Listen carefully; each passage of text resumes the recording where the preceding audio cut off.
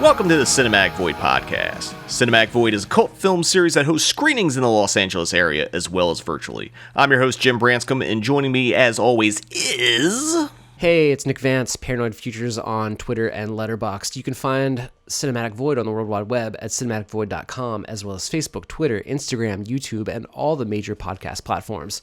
If you want to support The Void, you can consider joining our Patreon. Not only do you get cool perks, but you make this podcast as well as the Cinemadness movie possible. All right, Jim, what are we talking about today? Well, you know, with the amount of smoke in the air, you would think we're talking about 420 again. But instead... today is 421, or nationally known as not really a holiday, but it's a significant date in genre films, specifically a movie that came out in 1980, and it's John Carpenter's The Fog. Every year, I always forget that 421 is the Fog Day. It's the day that, you know, it's in 1980 when the fog happens. That's the centennial when Antonio Bay gets invaded by a bunch of ghosts who are seeking revenge because they were murdered by the town founders. And I've seen it pick up online over the years, and it's like, I should do something about this one of these years. I always, like, you know, think about, I should screen The Fog, I should do this, I should do that. And, you know, as we sat around trying to, like, you know, pitching ideas on what we could talk about, I was like, why don't we just do a episode on The Fog? Now, typically we've always do multiple movies and kind of like don't go super in depth, just kind of throw some facts, some commentary, a lot of sidetracking, you know.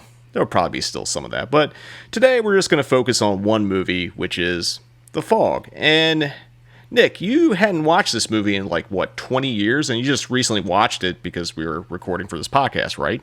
Yeah, I think the last time I saw this was in high school, just on a VHS that I probably rented from the store down the street. And, you know, at the time, I maybe even kind of thought it was a little boring. But it was grainy, it was, you know, which is cool sometimes. But I'd watched it this morning, actually. And, yeah, it's quite a different movie than I remember from 20 years ago. You know, I kind of had the same reaction when I first saw The Fog. And I saw it, I'd already seen Halloween, I already saw The Thing. I might have already seen Escape from New York, but memory's a little hazy at this point. Because I was about maybe 16, 17 when I finally saw The Fog. And I remember watching it and just being like, okay, that's fine. You know, I wasn't blown away, wasn't enamored, didn't think it was the greatest thing I ever saw. But over the years, this movie's really, really grown on me. So much so that I feel confident and comfortable saying that The Fog is my favorite John Carpenter movie. Wow, okay. I mean, I have a fog tattoo, and even when I got a fog tattoo, I just like, man, I like The Fog. It's pretty cool. I liked some of the imagery in it, but like, you know, it's something about this movie that's just kind of really, really grown on me. And I think a lot of the things you say kind of come into play as to why I had the reaction, because I saw it on VHS just like you, and is probably panned and scanned, so you lose that beautiful scope cinematography by Dean Cundey, which we'll be talking more about in this episode. And it didn't click. And I remember when MGM put it out on DVD, and like, I kind of miss those days when MGM did their own DVDs, because they did really, really cheap DVDs. It was like $9.99 or $7.99 for a DVD. So I grabbed the Fog Special Edition. And that's kind of when my appreciation for it started to grow. There was a really good commentary with producer Deborah Hill and John Carpenter on it, some making of stuff. And again, just over the years, this has been the movie I've revisited the most out of Carpenter's filmography. And that's, I'm even saying more so than Halloween, which I still kind of 50-50 if I'm watching Halloween around Halloween season. But I can safely say that I watch The Fog at least once a year, sometimes twice a year. It's kind of become a comfort movie. There's certain movies that I'll put on late at night, not because I'm so familiar and so comfortable with them. Like, The Fog is definitely one of them, and so is Carnival of Souls, which, you know, if you think about it, they're probably two weird fucking movies to be going to sleep to, and I'm surprised I don't have nightmares, but it's just something about it. And, like, you know, I didn't rewatch it this morning, but I rewatched it a couple of days ago as we were prepping for it, and it's just like, it still gets me. It's just, I don't know. We'll unravel why it works so well and why it probably didn't work so well for you and I when we were, you know, about 20 years younger, I'd say. So, before we get into more of personal feelings on The Fog, I guess we should talk about a little bit of the background about The Fog and how The Fog came about.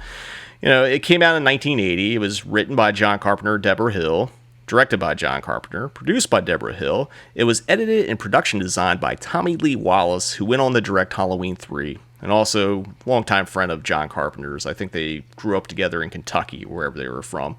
And Tommy Lee Wallace was also the editor and production designer on Halloween, and I'm pretty sure he worked, I forget what his job was on Assault on Precinct 13, but he worked on that too. Cinematography, already mentioned, was by Dean Cundy, who started his working relationship with John Carpenter on Halloween. There's some special effects by Rob Bottin, who went on to work with Carpenter for probably his most popular movie now outside of Halloween, The Thing. And the music was by John Carpenter. It was released by Avco Embassy, which used to be one of the great mini-major distributors that put out a lot of genre fare, which we'll talk a little bit more about that as we're going along. The film stars Hal Holbrook, Adrian Barbeau, Jamie Lee Curtis, Tom Atkins, Janet Leigh, Nancy Loomis, Charles Cyphers, John F. Goff, Buck Flower, and John Houseman. And if you're still listening to this and haven't watched The Fog yet, I'm just going to give you a one-sentence description of what the movie's about.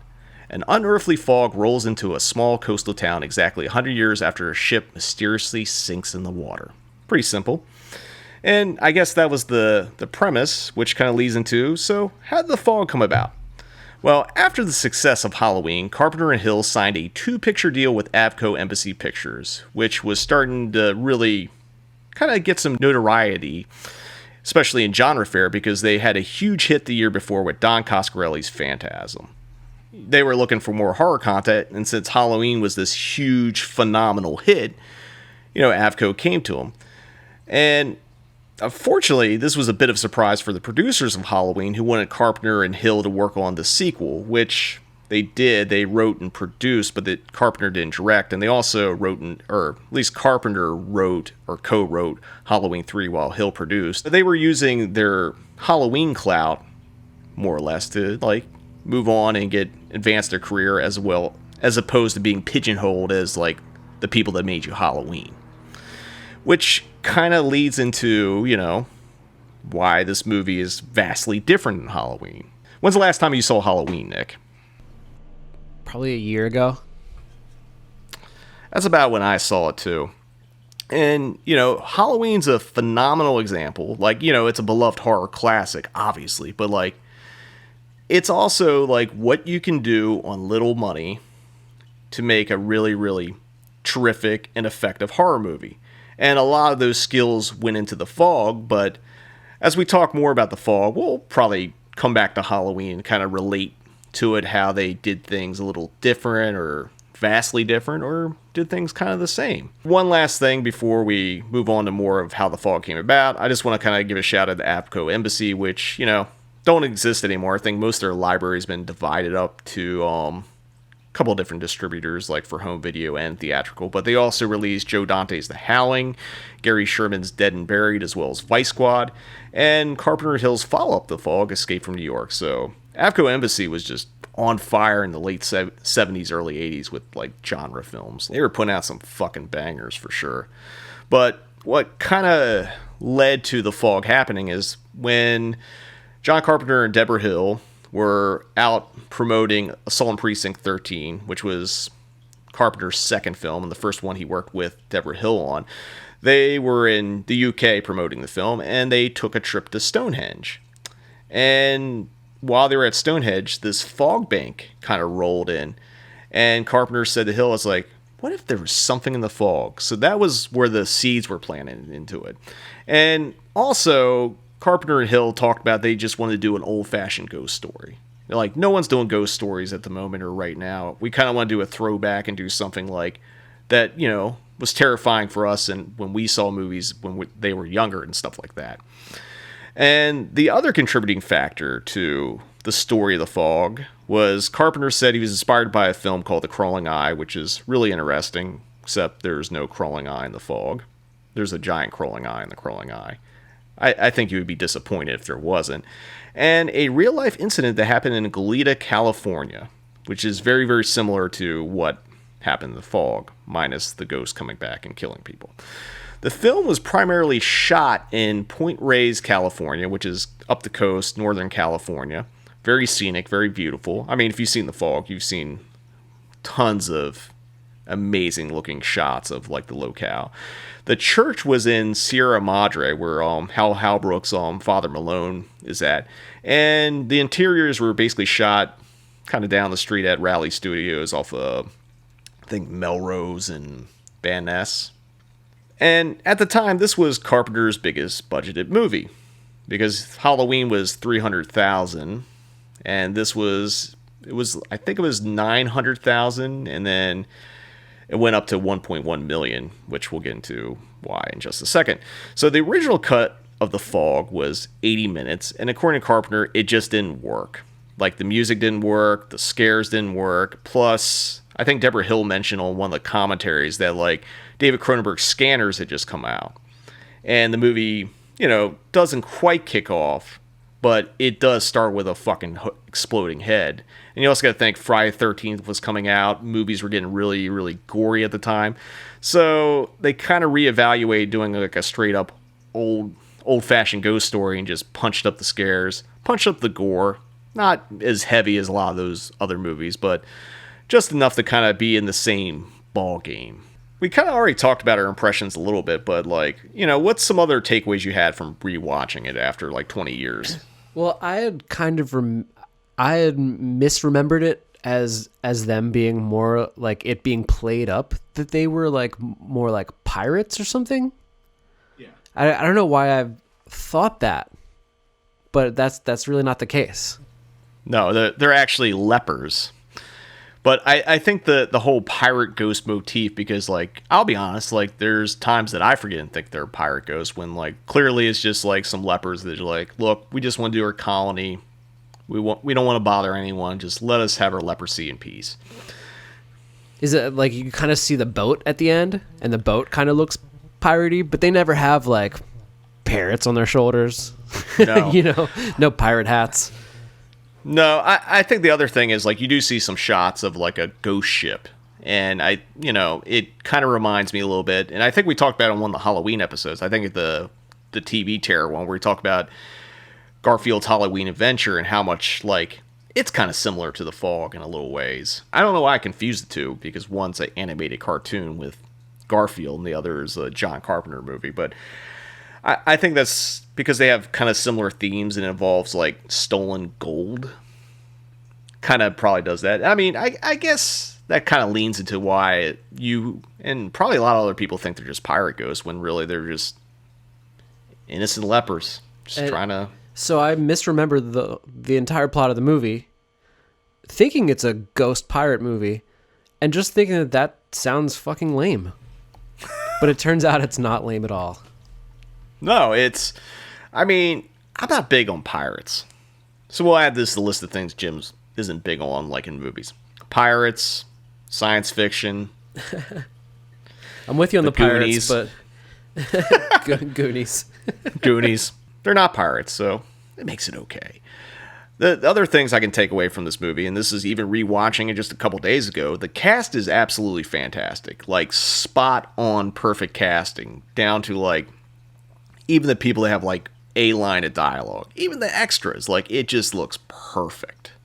And again, we already kind of gave props, but we're going to give more props here. Dean Cundy's cinematography. Like, Dean shooting CinemaScope, that wide screen, like, just kind of gives, like, extra, like, I mean, I know why Carpenter liked shooting scope was because, like, it gives the movie more of a production value. Because when you think of scope movies, you have, like, Lawrence Arabia and shit like that. And when you shoot a horror movie scope, it kind of, like, it gives it that elevated feel in a way, even though it's not necessarily true, because, like, aspect ratios are just, like, it's artistic choice, but, like, that was his artistic choice. And I think that's why a lot of Carpenter's movies kind of stand out, because, like, scope photography and, the majority of, like, his well-beloved movies were lensed by Dean Cundy.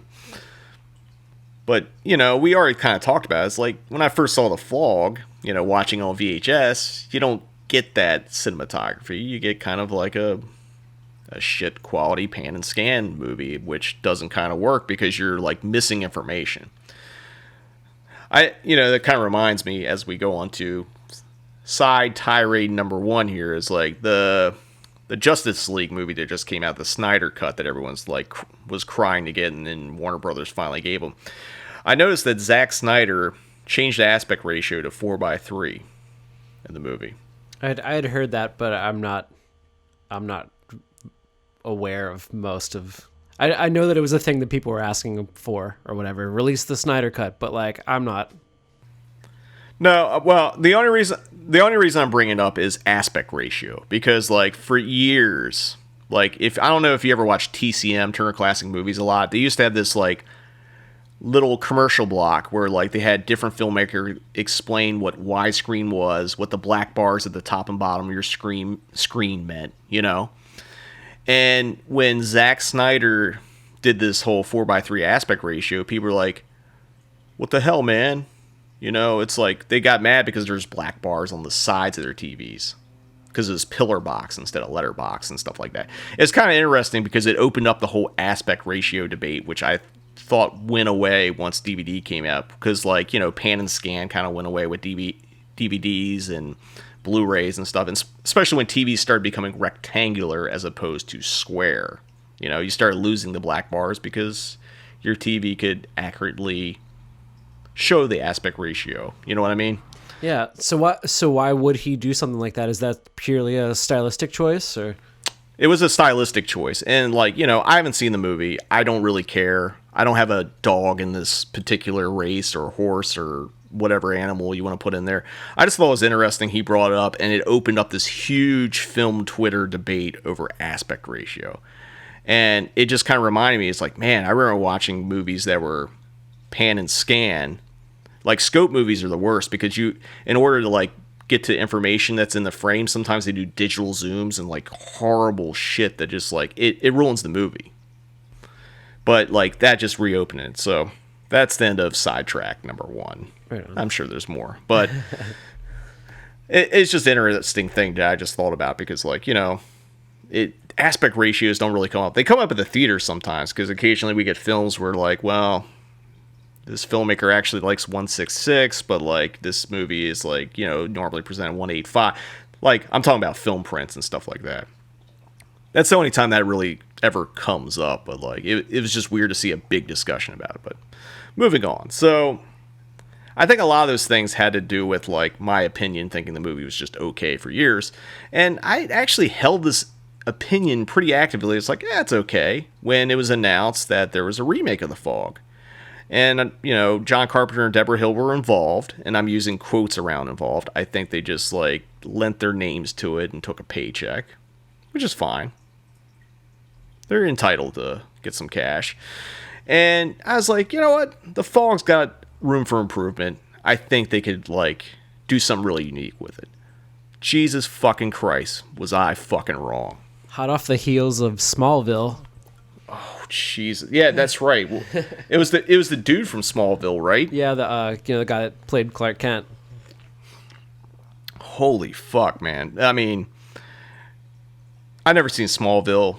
I mean, that guy's fine, and I mean, I've only seen this movie once, but like, Jesus Christ, like, I think the only movie I was ever angrier walking out of, and by walking I'm at the end of the movie, not walking out of the movie. I'll sit through some shit just because. I think the Texas Chainsaw Massacre remake was the only other time I was so really fucking mad at a remake. Because like I guess I went in having higher expectations, and it just like, no, this movie was just trash.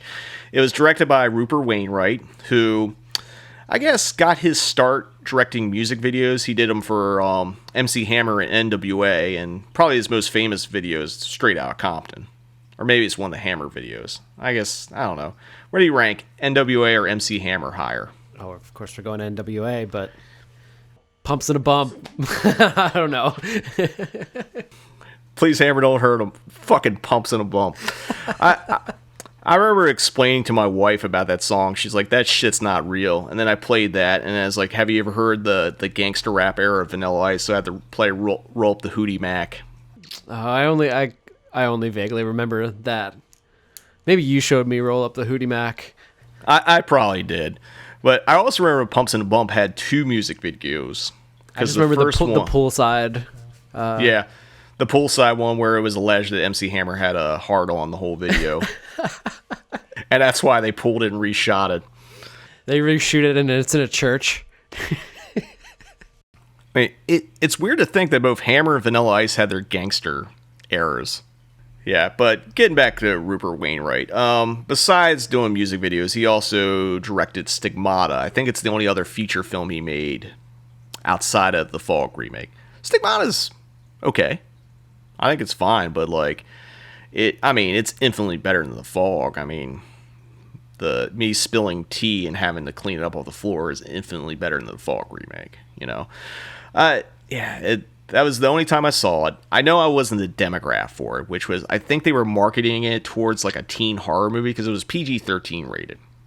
And even so, regardless of what age group you're making a movie for, it's still gotta be fucking good.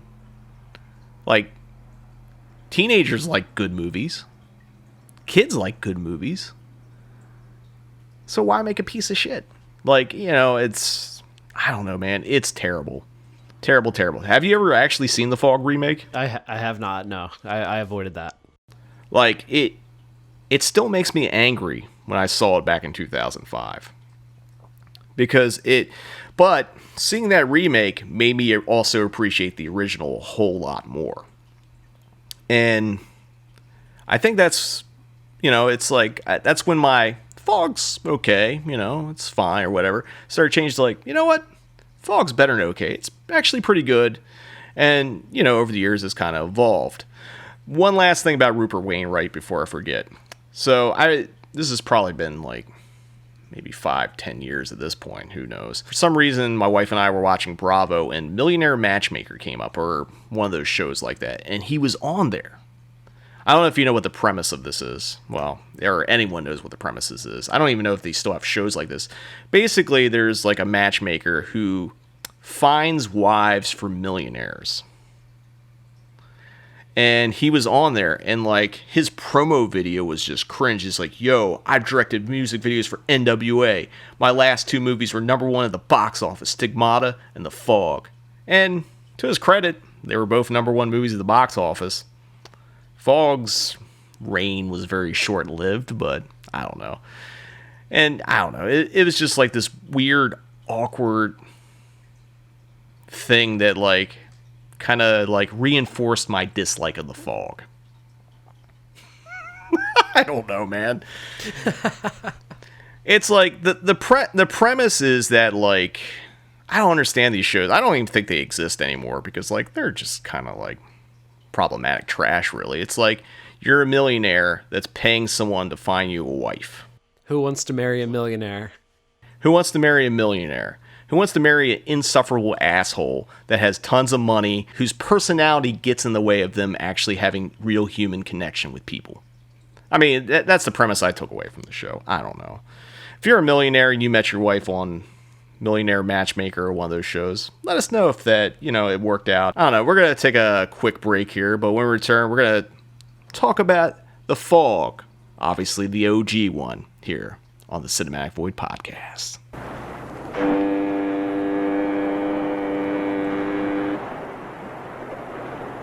It is night. It is cold. It is coming. For all those who can hear my voice, look into the darkness across the water. Look for The Fog. John Carpenter's The Fog. What in the living hell is out there? John Carpenter's The Fog. Coming soon from Avco Embassy Pictures. Welcome back. We're talking about John Carpenter's The Fog on Fog Day here on the Cinematic Void Podcast. All right, so this one starts off with a Edgar Allan Poe quote from his poem "A Dream Within a Dream," and it says, "Is all that we see or seem but a dream within a dream." It's a really nice needle drop, because a lot of filmmakers put like Poe or Lovecraft or different like literary quotes in there. I think Deborah Hill was the one who suggested to put that in, and it's a nice little line that like it's very subtle, but I think it sets up the movie really well. What do you think about that? Yeah, kicking it off with this poem, it kind of gives it an air of mystery and dread, but like not overselling. Like, this isn't some crazy gory horror movie. Yeah, I mean, even though they famously, and we'll talk about as we go, reshot a bunch of like the scares and gore scenes in it, like it's still pretty restrained, especially with what was coming out in 1980. And it's just the Poe quote, just like it takes it back to like that old-fashioned ghost story thing that like Hill and Carpenter spoke for a lot about with trying to do with this movie. And right after you get that quote and a little bit of that Carpenter music underneath that's kind of like subtle but still eerie, the first thing you see is like extreme close-up of a pocket watch, just like right in frame. I think it might even be like a split diopter shot, like the things that Brian De Palma loves to do. It's like really, really cool, because like all you see is this watch and you see time ticking, and then like camera kind of just pans over and you see like the kids hanging out, and then clock is shut, and then John Houseman's Mr. Machin starts telling a ghost story, which essentially sets up the film. It's more or less just a very effective way of doing a exposition dump. It's laying out like the mythology, the importance of what this day is going to bring, all that kind of stuff, but it's told as a ghost story. So it's like you coming into it cold, you don't really know if this is true or if this is like a real setup or if it's just like a variation of a theme, because like ghost stories change depending on who's telling them, you know what I mean? In a way, the Houseman's like whole like monologue that he's doing reminds me of like Robert Shaw's big like monologue from about the U.S. Indianapolis and Jaws, where he's talking about like when they're going to drop the nuclear bomb and then like the ship is sunk and they're getting eaten by sharks and stuff like that. Obviously this isn't as gruesome or based on reality. I guess it's sort of based on reality, since there was a ghost ship crash that Carpenter was pulling for inspiration. But like it's kind of along those same lines. It's like it's a dramatic reading, and I think if you had the wrong actor doing it, it would have fucking sucked. But John Houseman's just got like, there's that grandfather aspect to it, and there's just this unsettling eeriness to it. It's it's really, really well done. And funny enough, Houseman was actually in another ghost movie, which is for ghost movies not really being in vogue. The two came out in 1980. The other one was Ghost Story, which had Houseman, Fred Astaire, Douglas Fairbanks Jr., and Melvin Douglas. I think we might have mentioned it when we had Stacy and Heidi from Ethereal on, because they were talking about the scene where the dude's falling from the sky and you can see his dick. I mean, it's not a big part of the movie, but like there's just like a full blown. I think we've talked a lot about dicks in this episode already. What have we? I don't know. Oh no, I'm thinking about something else. Before never mind.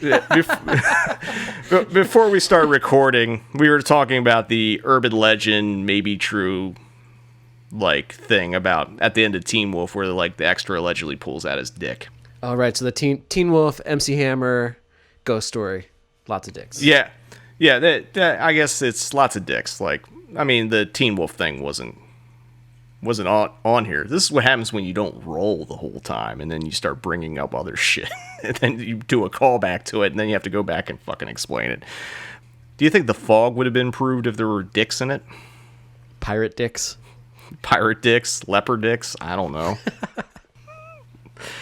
All right, we're just going to move on from there, because I can see nothing but bad coming out of this from here on out if we continue down with this dictation here. The story that Houseman's telling is just just sets up the legend. You have the ship being sunk, the treasure being stolen, and, related that, like, the curse would come to reality 100 years later.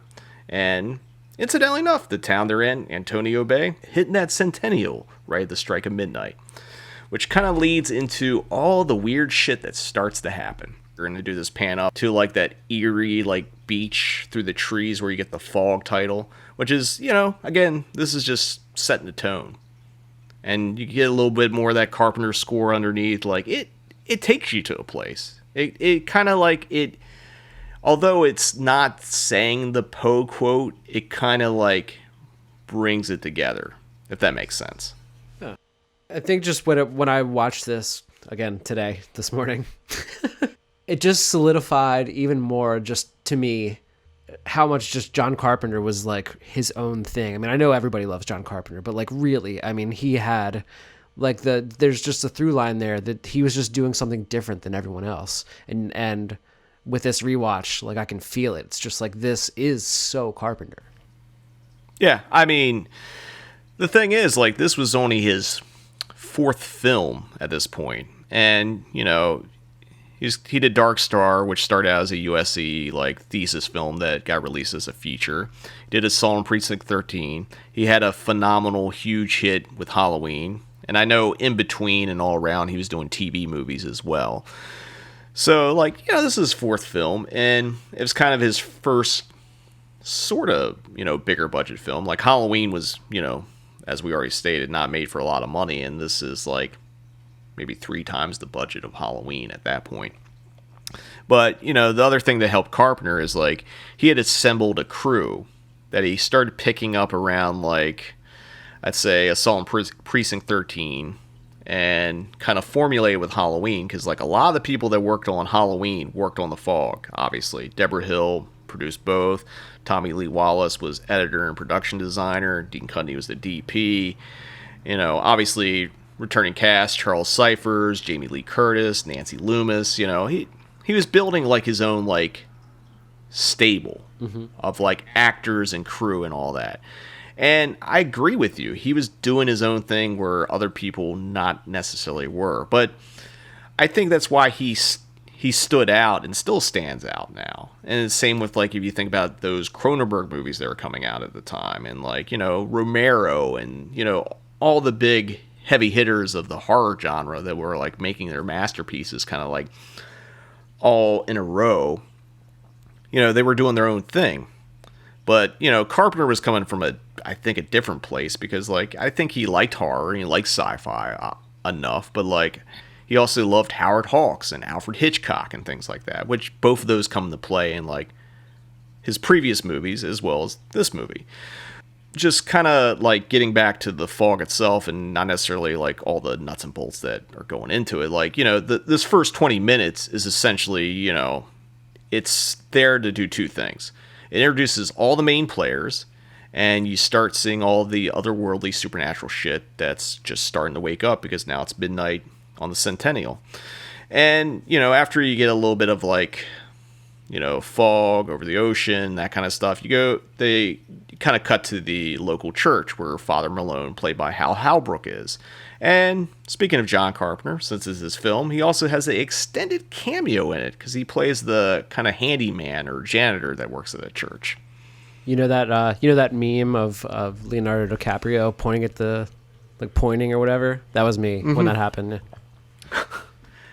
I think Carpenter said, like, that was the last time he did an on-camera appearance like that, until, like, maybe Body Bags or something like that. He's like, yeah, me trying to do my 3 measly lines with, like, a esteemed actor, Hal Halbrook, who, funny enough, was not a fan of The Fog. Well, like, apparently he fucking hated the movie. Well, he killed it in it. I mean, he was great in it. It's too bad he didn't like it. I was on a punk message board years ago, like Profane Existence, and there was someone on there, I wish I could remember the user's name, who met Hal Halbrook because he was acting in a play in Canada somewhere, and they came up to him and said, hey, I really love you in The Fog. He's like, that piece of shit. And, like, broke that dude's heart. Whoever you are, I'm sorry I can't remember your name, but, like, I always remember that story, because it's just like, god damn, that's just heartbreaking. Matt, it kind of reminds me when like I met Tom Atkins like in 2005 or whatever, and I told him like really like Halloween 3, and he looked at me like I was fucking with him and was getting ready to punch me because he thought I was fucking with him, you know. But time heals wounds, I guess. Maybe not for Hal Halbrook. I mean, on the commentary where it's Carpenter and Deborah Hill, which I think was recorded in the 90s, like John's like, yeah, Hal didn't like the movie, still doesn't like the movie. He was great in it, but hates the movie. But kind of back to the scene. So you got Father Malone just having some wine, hanging out, and you get the vocal introduction of Stevie Wayne, played by Adrian Barbeau, over the radio, which is kind of the through line that kind of is all throughout the movie, even though she's not in every scene. Who I believe was married to John Carpenter at the time. Correct. Yeah, they were married. They met on one of the TV movies he did. I forget what it's called. I think it's like Someone's Watching Me or something along those lines. I think I got it written down somewhere. We'll figure it out. As we go through the notes, I will find out what it is. I could easily IMDb it, but like, don't feel like doing that. But anyway, that's kind of her vocal introduction through the radio station. And it's kind of a cool character intro. Like really, really cool, I think. Because like, even though she's not in every frame of the movie, she's always in the movie because of the radio. She owns the radio station, I believe. She does own it. She owns and operates, and I guess there's a backstory, but like, we'll get... Yeah, as in she owns it, and she's the only person that works there. Mm-hmm. Except for when they have, like, I guess pre-record tapes playing during the day, which kind of makes sense. But I think there's a little bit of backstory. We'll kind of get to it when we get a little bit later as we break down scenes here. So... You know, have that going. Carpenter's handyman takes off, and then you get your first real supernatural moment happening when the piece of the church wall breaks off, and it reveals a journal written by Father Malone's grandfather that kind of recaps the Machen story, and Machen played by John Houseman, but with more detail and more of the sordid detail. Obviously, later in the movie, it kind of goes into more things, but more or less, it's like the 6 founders of Antonio Bay, including Malone's grandfather, deliberately sank a clipper ship named the Elizabeth Dane, so that its wealthy, leprosy-afflicted owner Blake would not establish a leper colony nearby. So once they sunk the ship, they stole their gold and basically used it to fund the town and thus make Antonio Bay. Basically, blood money. I guess people did that back in the day. I mean, obviously. People were dicks back in the day. I mean, yeah, it's just like, if you think about enough American history, it's like, the only reason America exists is because the people coming over here were fucking dicks. People are dicks. People are dicks. I guess this... Is it just that sums up human history? Just people are dicks. I feel like this Fog episode is now becoming a dick episode too, somehow. Here we are. Here we are. Again, no actual penises on screen in the Fog. If you were tuning in to learn that, I'm sorry to disappoint you. But anyway, like, you know, obviously a lot of the information that's in the journal comes to more of a head later on in the movie, but like everything that like you need to know is in that journal and set up, and that's when Father Malone realizes like some shit's getting ready to go down. So next we kind of move along to a little montage of like supernatural shenanigans. You got more Stevie Wayne radio show underneath. You got voices, jazz music. And the way the montage plays out, and they actually do it a couple times in this movie, is very reminiscent to the end montage in Halloween, where you revisit different locations that take place in the film. This is more or less just like, you know, different places around Antonio Bay, where like everything's closed because it's night, and you get like, you know, you get payphones ringing, you got shit shaking at a grocery store, you get, you know, headlights flashing, like I think a TV moves or explodes in Nancy Loomis's character's apartment. You get all kinds of stuff. And all this stuff, I believe, was shot by Deborah Hill doing a second unit, which is like, you know, that's part of low budget filmmaking. Like John's shooting the A camera stuff. She's going out getting pickup shots, and like, you know, they're really building up, you know, stuff in this movie. One thing I want to mention, the grocery store in this movie, if you live in Los Angeles, or if you're just visiting Los Angeles, you can go visit. It is the Laurel Canyon Country Store. I'm not going to give you the address because you should have Google and can look that up. Plus, like, there's no way you're going to be typing the address as I'm saying on the podcast. It's, just use Google. And in fact, if you wanted to, since you're already on Google anyway, looking this up, there's a bunch of other Carpenter locations in LA that you can look up and you kind of make a day of it. My wife actually took me on this kind of trip back, trying to think when. Maybe it's like 2014, maybe 13. I don't know. Years are blur, but basically, I recommend you can start in downtown LA. You can hit a couple of the places where They Live was shot. A lot of that stuff is gone, unfortunately, but you can see the church from Prince of Darkness down there, which is really, really cool. Then you want to kind of head up, I guess, north to South Pasadena. It's weird saying going north to South Pasadena, but that's what you have to do. And you can see all sorts of Halloween locations, including the Michael Myers house, also locations from Halloween 2, and I think maybe some of Christine was shot in South Pasadena too. Lots of stuff there. And then you want to hit west, and you'll go to the Laurel Canyon Country Store for your visit to the Fog, and then you're going to go south to Hollywood to Orange Grove for where the Wallace house from Halloween is located. And while you're there, you can visit another famous genre house, which is Nancy's house from A Nightmare on Elm Street, the one with the red door. The Wallace house and the Elm Street house are on the same street. Like, they're actually like a couple houses apart. Anyway, so back to the movie. Now that we have some supernatural shenanigans going on, the movie introduces its next character, which is Nick Castle, played by Tom Atkins.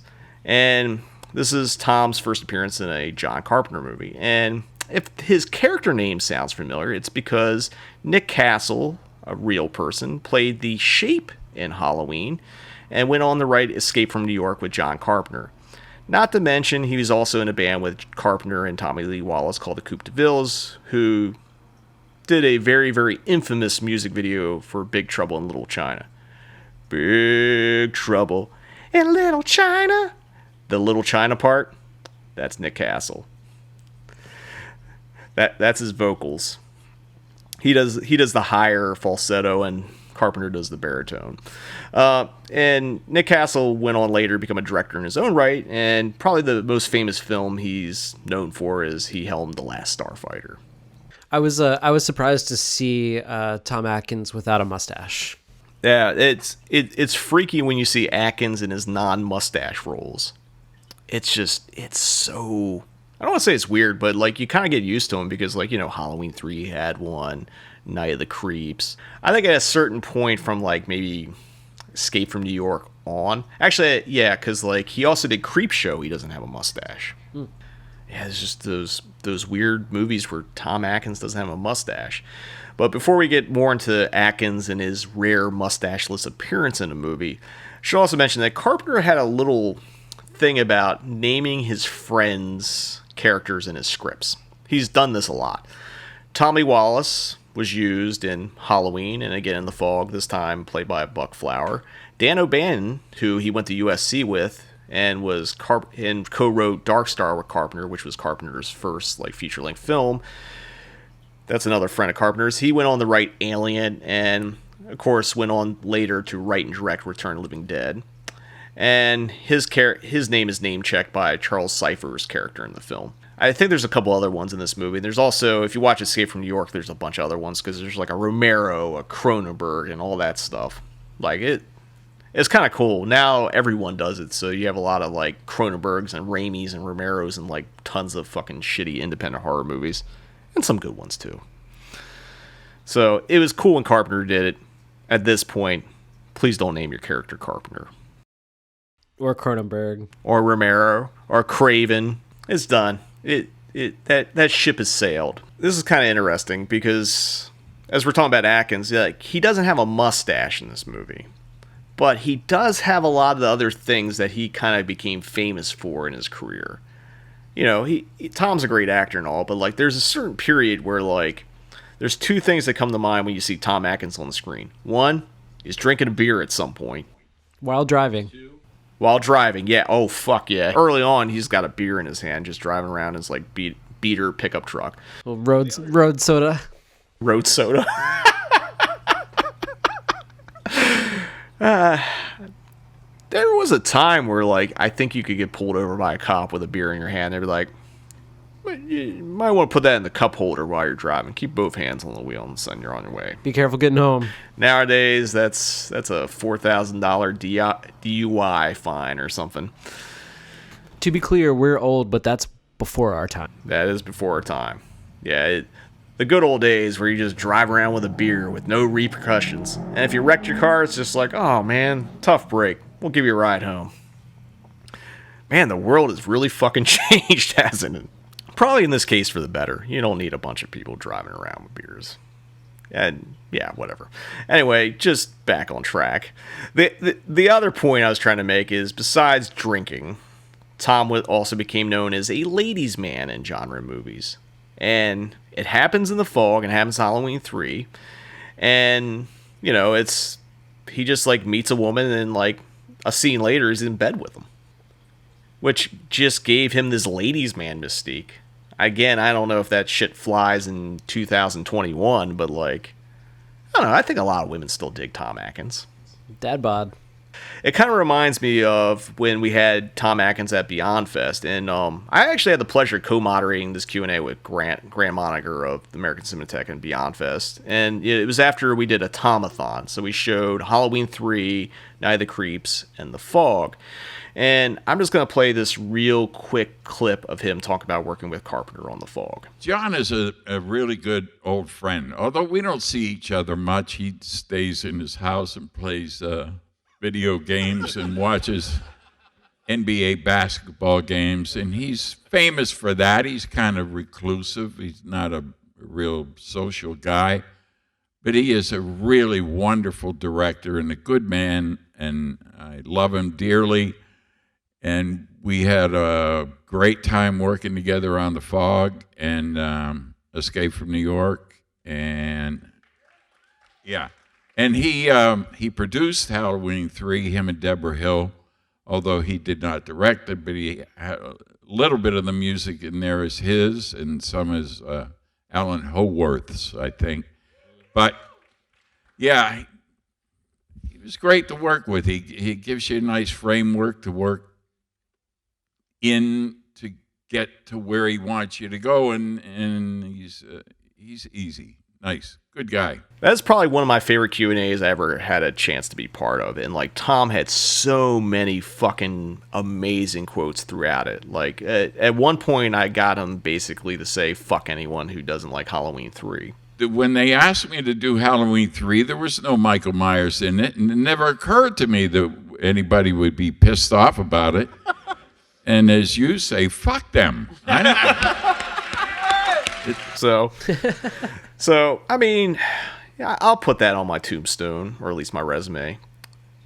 Got Tom Atkins to say, fuck people, fuck you if you don't like Halloween 3. And the Q&A closed with someone asking him for romance advice. Again, because, like, everyone's like, Tom's this ladies' man. And you know what his romance advice was? Do tell. Grow a mustache. Hell yeah. Despite the fact that he doesn't have a mustache in this movie.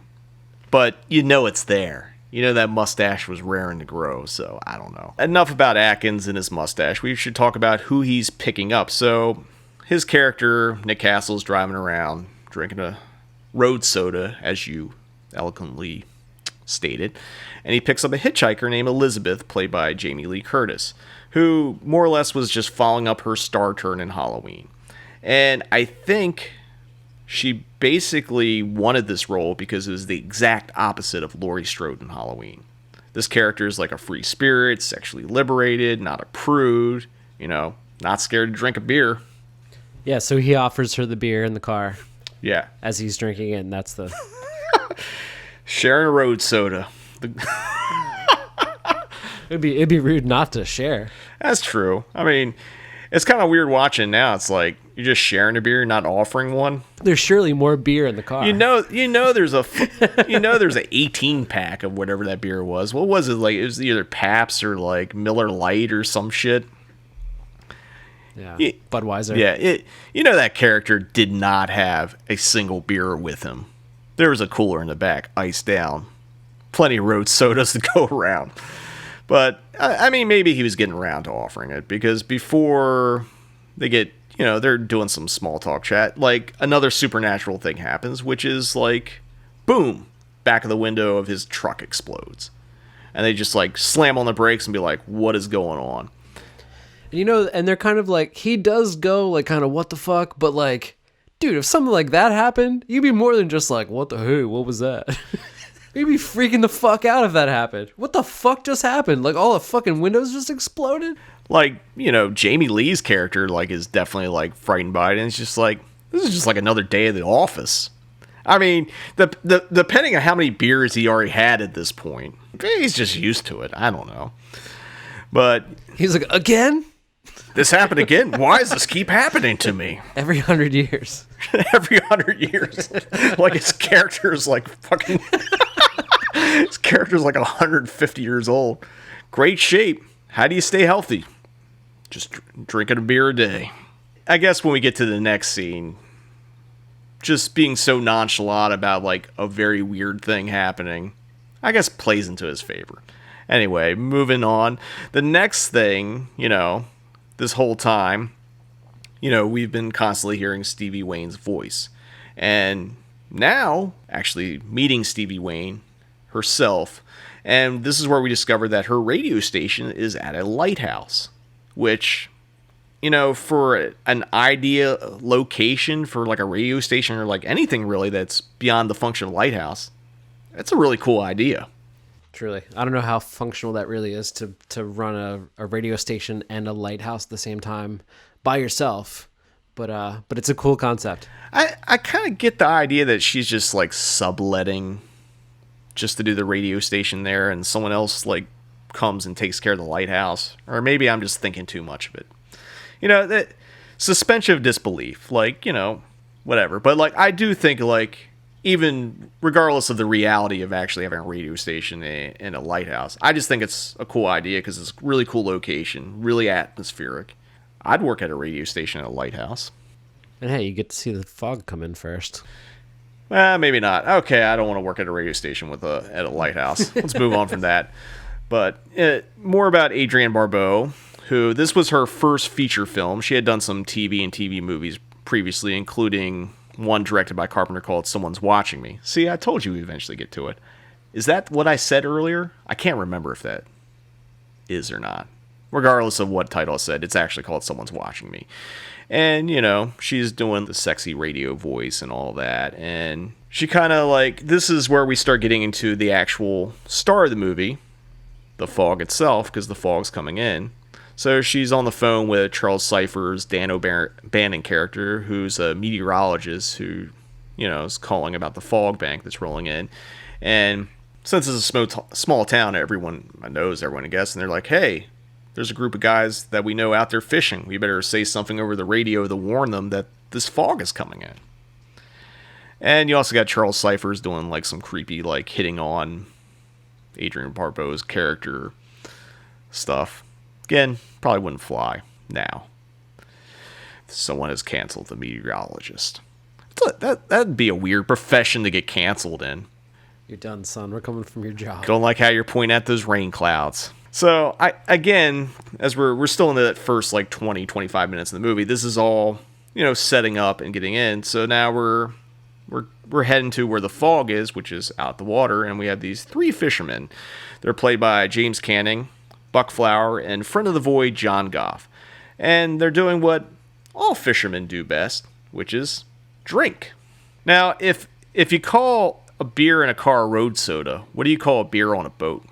Throwing a few back with the boys. So anyway, these guys are just drinking on the boat, listening to Stevie Wayne on the radio, shooting the shit. They hear about this fog, they look outside, and it's like, yeah, there's some fog rolling in. So at this point, we can go into a little bit more detail about some of the reshoots that happened on the fog. As we stated earlier in the podcast, Carpenter and everyone watched the initial rough cut and realized it just didn't work, and they had to beef stuff up. And this is one of the scenes that they had to beef up. I think in the original cut, there was no on-screen violence with the leper ghost. So Buck Flower and John Goff were longtime friends and collaborators. They wrote scripts together, and they appeared with each other in countless films, including The Witch Who Came from the Sea, Tammy and the T-Rex, and Drive-In Massacre. And it was a screening of Drive-In Massacre that I hosted with 7 Films back in 2016 where I met John. I had him on, and, obviously we're talking more about Drive-In Massacre, but I did throw some questions about The Fog, and he told this really, really great story about how they had shot their scene, they were done, and then the production came back. It's like, hey, we need you to come back and shoot some stuff. So Buck and John decided, like, well, we're going to ask for more money because they can't really afford to recast us. So they end up getting a bigger paycheck out of it. And I guess Carpenter didn't take any offense to that, because Buck actually appeared in a few more Carpenter movies after that. He was in Escape from New York. He's also in They Live, and I think he has a little tiny role in Body Bags as well. He might appear in some other ones too, but those are the main 3 I'm thinking about. And Goff also appeared in They Live. He's actually the They Live alien on the cover. Like, that's him. Like the alien you see, the one in the business suit, that's Goff. Okay. John, one of my favorite people. I think I've had him out 3 times. I had him out for Drive-In Massacre, Which Came from Sea, and Hundra, which he has a small role, and he co-wrote with Matt Cimber. And again, love John, and at some point we should have John on, because he's got a long history of exploitation filmmaking from the 70s through the 80s through the 90s, and he's got tons of great stories. So actually I got him to come out for when Beyond Fist did Tammy and the T-Rex, and Jonah Ray, friend of the Void, did the Q&A with him too. So John's a great guy, incredible stories, incredible career, and I think him and Matt Cimber are still working together and writing stuff as well. Last thing I heard was they were working on a remake or a reboot of a movie Matt had directed in the 70s called The Candy Tangerine Man, and they were supposed to do it with Snoop Dogg. I don't know if that's still happening or not, but I kind of hope it is, because love Matt, love John. I think it'd be kind of cool if that happened. Now, back to what happens to poor Buck and John in this movie is that, these ghosts, they see the ship and they're like, holy shit, what's going on? And then all of a sudden they're getting stabbed from every angle with swords and those kind of scythes. Is that what you call those circular blade things? Something like that? Well, actually, that's another thing is I was like, that motherfucker, that's the one thing that I thought was kind of pirate-esque, right? I thought he had a hook for a hand. But maybe it was just a scythe. But yeah, I thought that was the one kind of little pirate. I don't know why I keep going back to pirate. It was 100 years. Were there pirates 100 years ago? Kind of. There's pirates today, but not the parrot hook for a hand. I mean, there's pirates and privateers and stuff like that. And, some of it, I think a lot of people confuse them for pirate ghosts because, they do pull out a giant sword that looks like, one of those swashbuckling swords that you see, like Errol Flynn would use in, some, pirate movie or, something like that. So that there is a pirate vibe to it, but, I don't hold it against it. Again, not a big pirate movie fan or pirate fan in general.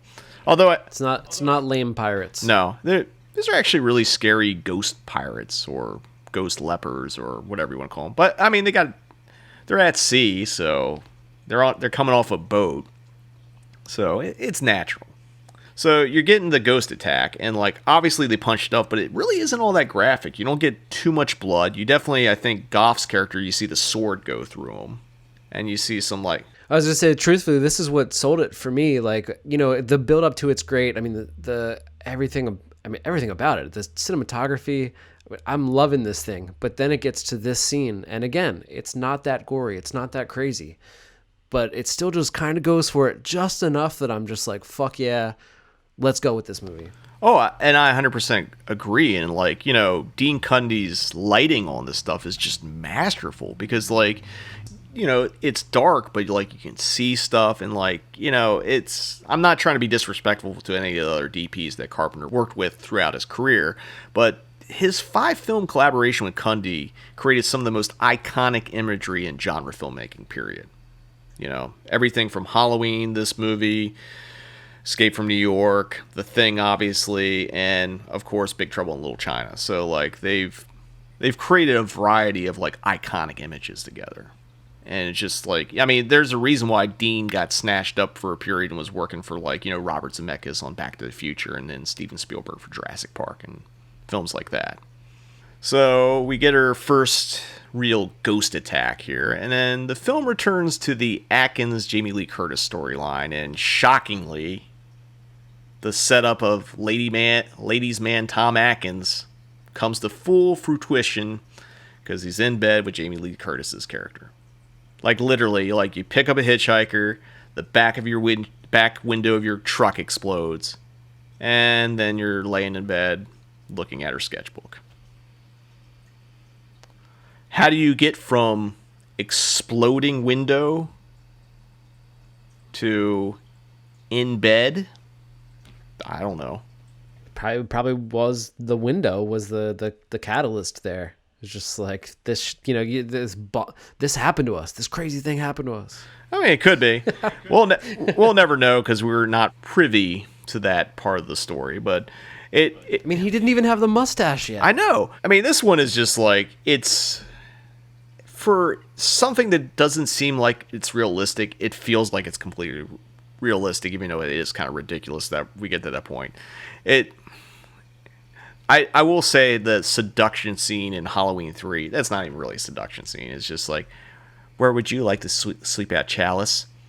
You know damn well where I want to sleep at, kind of thing. But like, what it really, this scene functioned as is like a red herring, essentially, because you're getting another scare.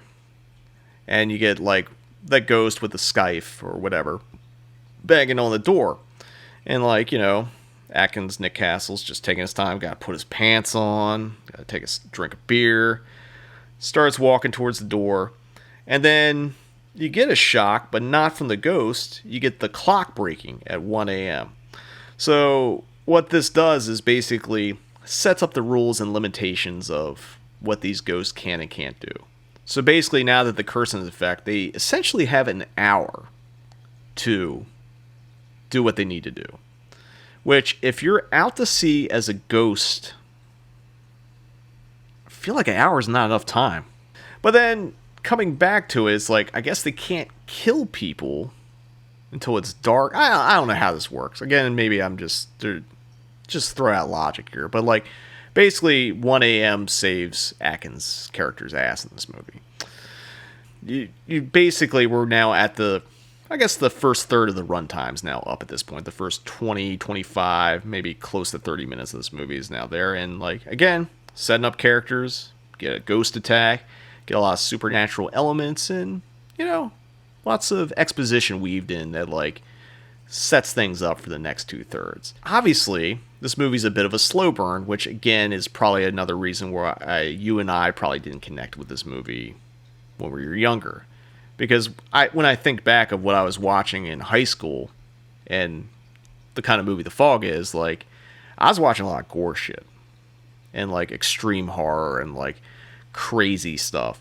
So when you're watching something that, like, takes time to build and get there, and the payoff isn't necessarily like an exploding head or a body being ripped apart or like any of that stuff, like, you know, what a teenage kid wants out of a horror movie, like Jason coming in and like hitting someone with a machete or whatever, you know, that kind of stuff. Like, this movie wasn't it. And and I've said this before, and I'm going to say this probably multiple times, it's just like, you know, this movie's just aged well. And I think because it's a slow burner and it takes time to like build its story, it's a lot better movie than like a lot of the gore movies I was watching at the time. And it's not saying I don't dislike those gore movies, but like, I feel like, again, I've grown away from that stuff and kind of grown more into like a movie like The Fog, if that makes sense. At the time, I was probably watching things like Faces of Death. Yeah. So this didn't do much for me at the time. At the same time I was seeing The Fog, I was getting bootlegs of like Necromantic and Necromantic 2 and stuff like that. And right on. And yeah, you were passing those along to me at the time as well. So I was seeing those same sort of things. Just like at the time, I was looking for extreme shit. Yeah, and again, like, you know, I think this movie is like, I know like teenagers went and saw it when it came out originally, but I just feel like this is kind of a movie that's more mature in a way that, like, again, I think it was just ahead of the curve and, like, you know, a little bit more sophisticated for what I was prepared for at the time. And we're going to talk more about that as we continue to discuss John Carpenter's The Fog on 4/21, the Fog Day, or a different day if you're listening to it on a day that isn't 4/21. But we're going to take a quick break, and we're going to have more of The Fog on the Cinematic Void podcast. Unbearable suspense that keeps you on the edge of an abyss of terror. Take a cult film odyssey into Cinemadness with Cinematic Void. Based in Los Angeles, Cinematic Void is a film series that specializes in horror and exploitation films. Currently, we are hosting Cinematic Void Up All Night in the Cinemadness movie, a monthly virtual screening series, as well as the Cinematic Void podcast, where we dive deeper into the world of cult cinema. You can find Cinematic Void on the World Wide Web at cinematicvoid.com, as well as Facebook, Twitter, and Instagram. And if you like what we do, you can support Cinematic Void by joining our Patreon. Until next time, see you in the void. Welcome back. It's 4/21, and just because you see all this fog and smoke around doesn't mean it's left over from 4/20. Oh no, we're talking about John Carpenter's The Fog here on the Cinematic Void podcast, and we're moving on to the, I guess I would say, the second act of the movie now. And it kind of kicks off in bright daylight on a beach, and you get introduced to Andy Wayne, who's the son of DJ Stevie Wayne. He's like running on a beach unsupervised, which I guess you could do that in the 80s. I think there was a point where people used to talk about we used to leave our doors unlocked at night. It was safer back then. But was it really? Yeah, I don't know. I could probably just leave my door unlocked most nights. Like, I don't think people are going around, like, checking my door. Yeah. I mean, but it just seems weird. Maybe because I'm just more paranoid. Like, it's like, why the fuck would you leave your house unlocked at any point? Never. I mean, this is why, like, you know, child abductions and serial killers were so big in the 60s and 70s, because people did dumb shit like leave their house unlocked. Or like, oh, it's fine, just go play. Don't tell us where you're going, little Johnny. Oh, if you see a guy offering you candy, it's fine, just take the candy. You're like, there's nothing wrong with these people. I don't know, man. Golden State Killer, Richard Ramirez, they're just jumping in people's fucking windows. Shit, yeah, man. It just chime the fucking door. Just open it right up. Boom. If you're a time traveler listening to this podcast, my only advice to you is lock your fucking windows and doors. But, you know, I mean, if you're not a time traveler, it's probably good advice too. It's just, anyway. So, you know, you got young Andy Wayne running around on the beach unsupervised. You know, he could get smashed by a wave, a fucking shark could jump out and eat him, one of those fucking weird Venus flytrap creatures from Blood Beach could take him out. You know, there's countless things. I don't think the beach is like necessarily a safe place. I'm not a big beach person, so I don't like sand. Sand bothers me. But anyway, this little kid's running around, and, you know, he's going by the water, and he sees something shiny, and he finds this, like, gold doubloon, or a gold coin. I don't know if it's doubloon. I don't know what the difference between a coin and a doubloon is. I'm sure there is.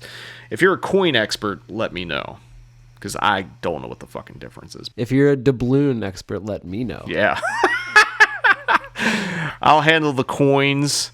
You'll handle the doubloons. And I also want to give a shout out to the guy on Twitter that actually clarified that it was Rocky IV from the last episode.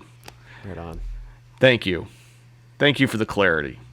Unlike us being two lazy asses who tell people to use Google, who refuse to use Google to find out a very basic question, I commend you. Thank you, sir. Anyway, so he finds this doubloon / coin, and he goes to grab it, and all of a sudden there's like a, you know, quick little effect. It's the easiest trick in the book. You just cut, and then there's something else there.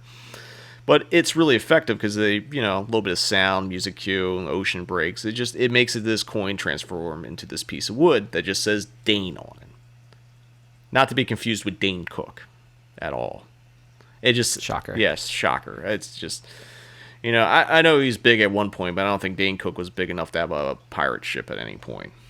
Just a pirate ship with like the black pirate flag, but with the shocker, like hand gesture. Imagine being out to sea and seeing that fucking flag coming at you. He just rolls up on you.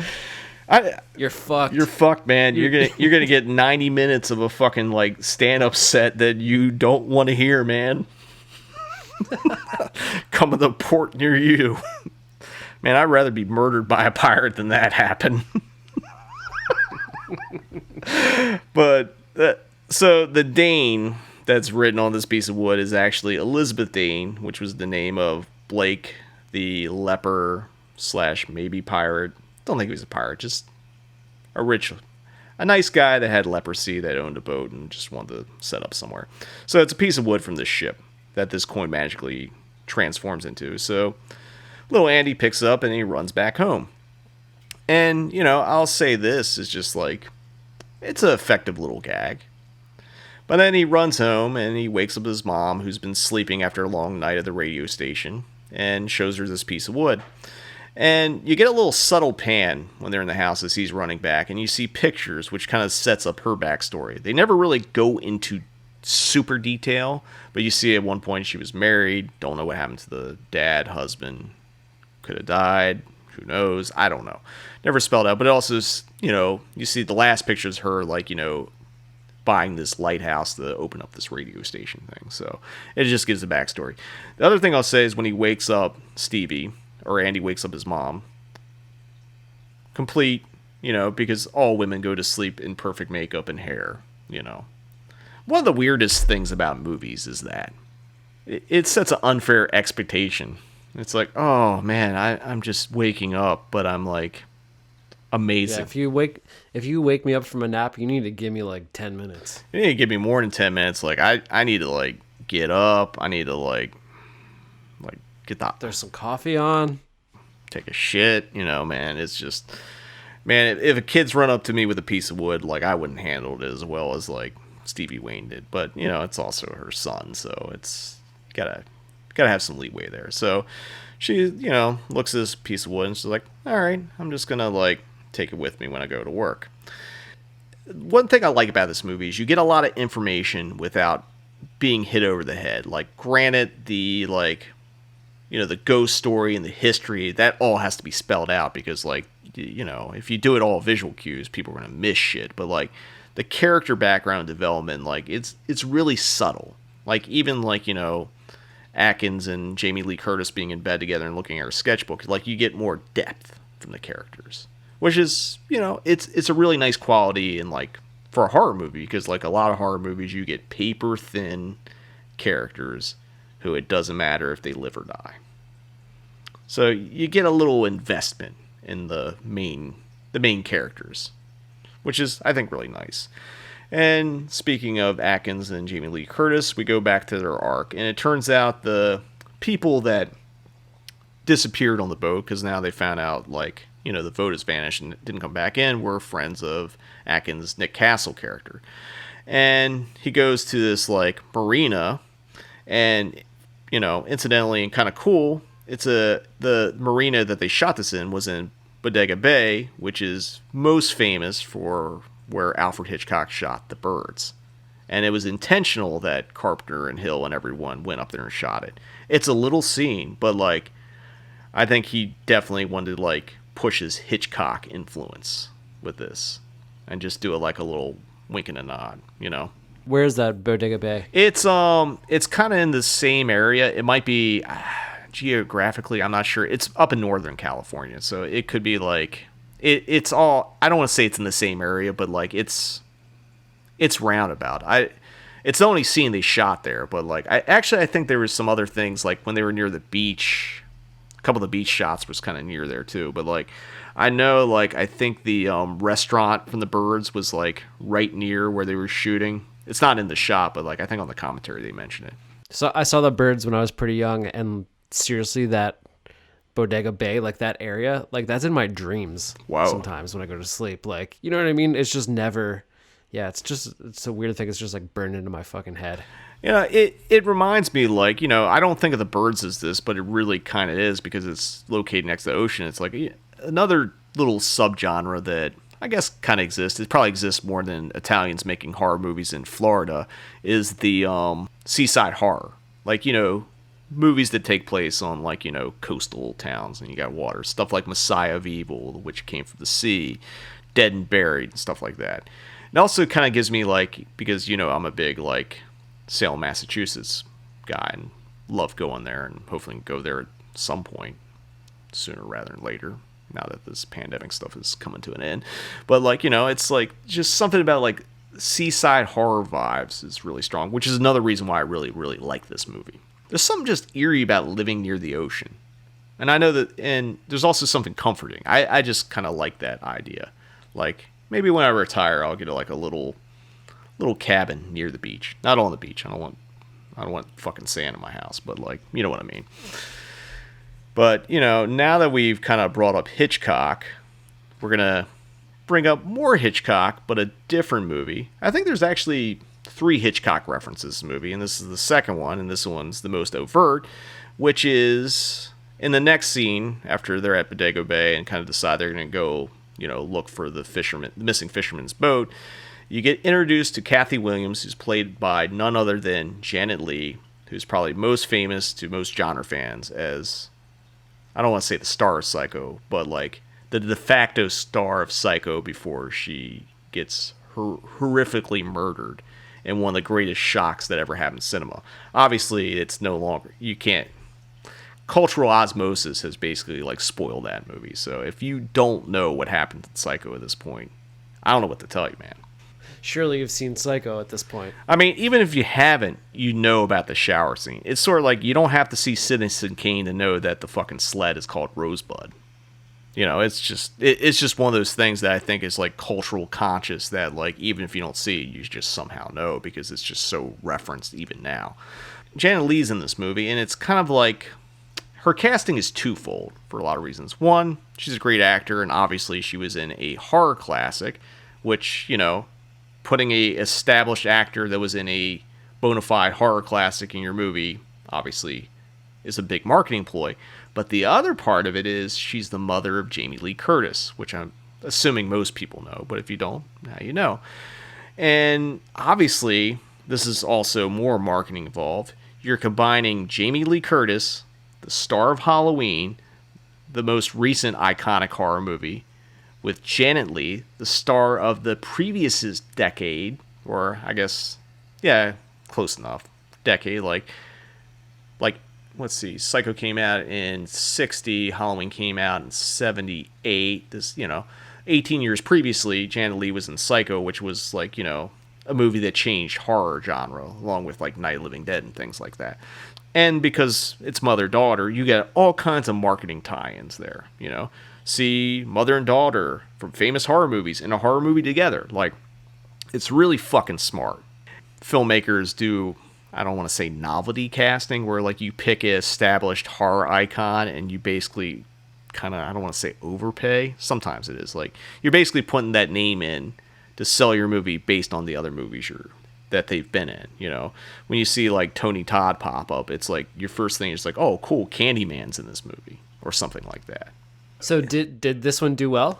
This movie, it did okay. You know, it did decent enough.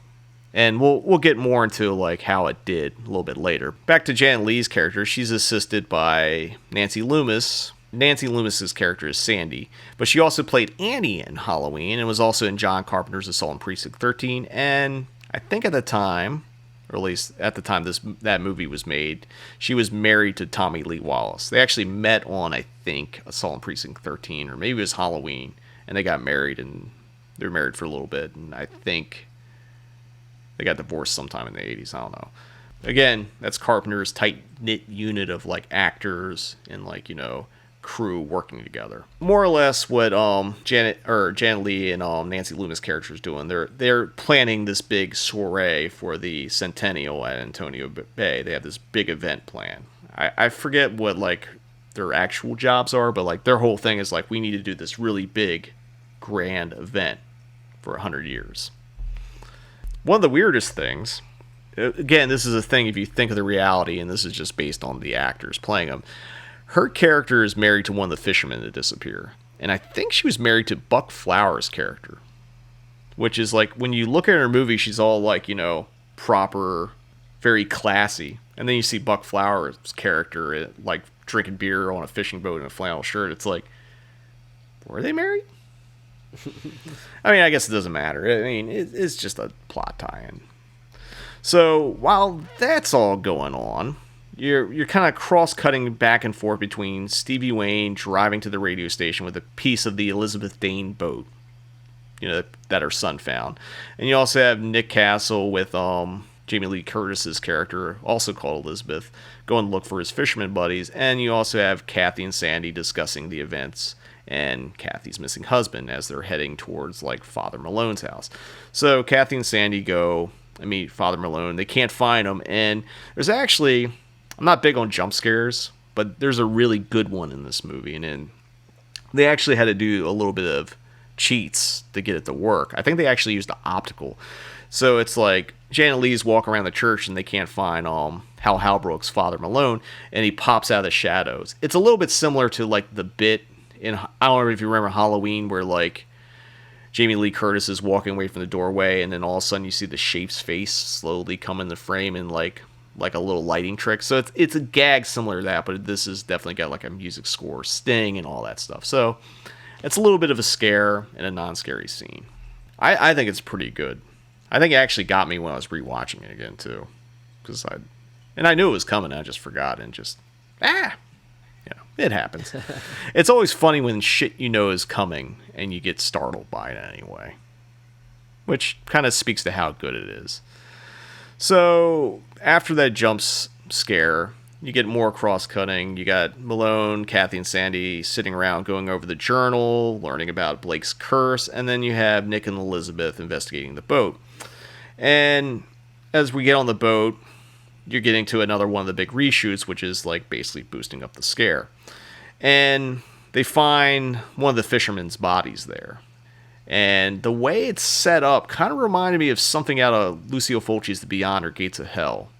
Obviously, this movie came out before both those movies, and I don't know if Fulci watched The Fog, but I do think, in a weird way, if there is some, not in the gore per se, but in, like, the supernaturalness of it and the weird, like, eerie, like, Lovecraftian kind of vibe thing.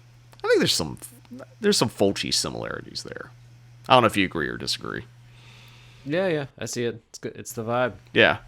And again, not in the gore, but just in, like, the scares and the tone. And, like, I feel like the reveal scare of when the body pops out, like, there's actually a fake out. There's one where, like, a locker opens up and a bunch of shit falls out, and Jamie Lee Curtis is like, oh, whatever, and then the body drops down. So it's like, if you're gonna have Jamie Lee Curtis in your movie at that time, who, like, made her bread and butter screaming her ass off in Halloween, you gotta have one of those Hall of Fame screams in The Fog. You just have to. Totally. I want to go back to what you're saying about it being similar to The Beyond and Lovecraft, stuff like that.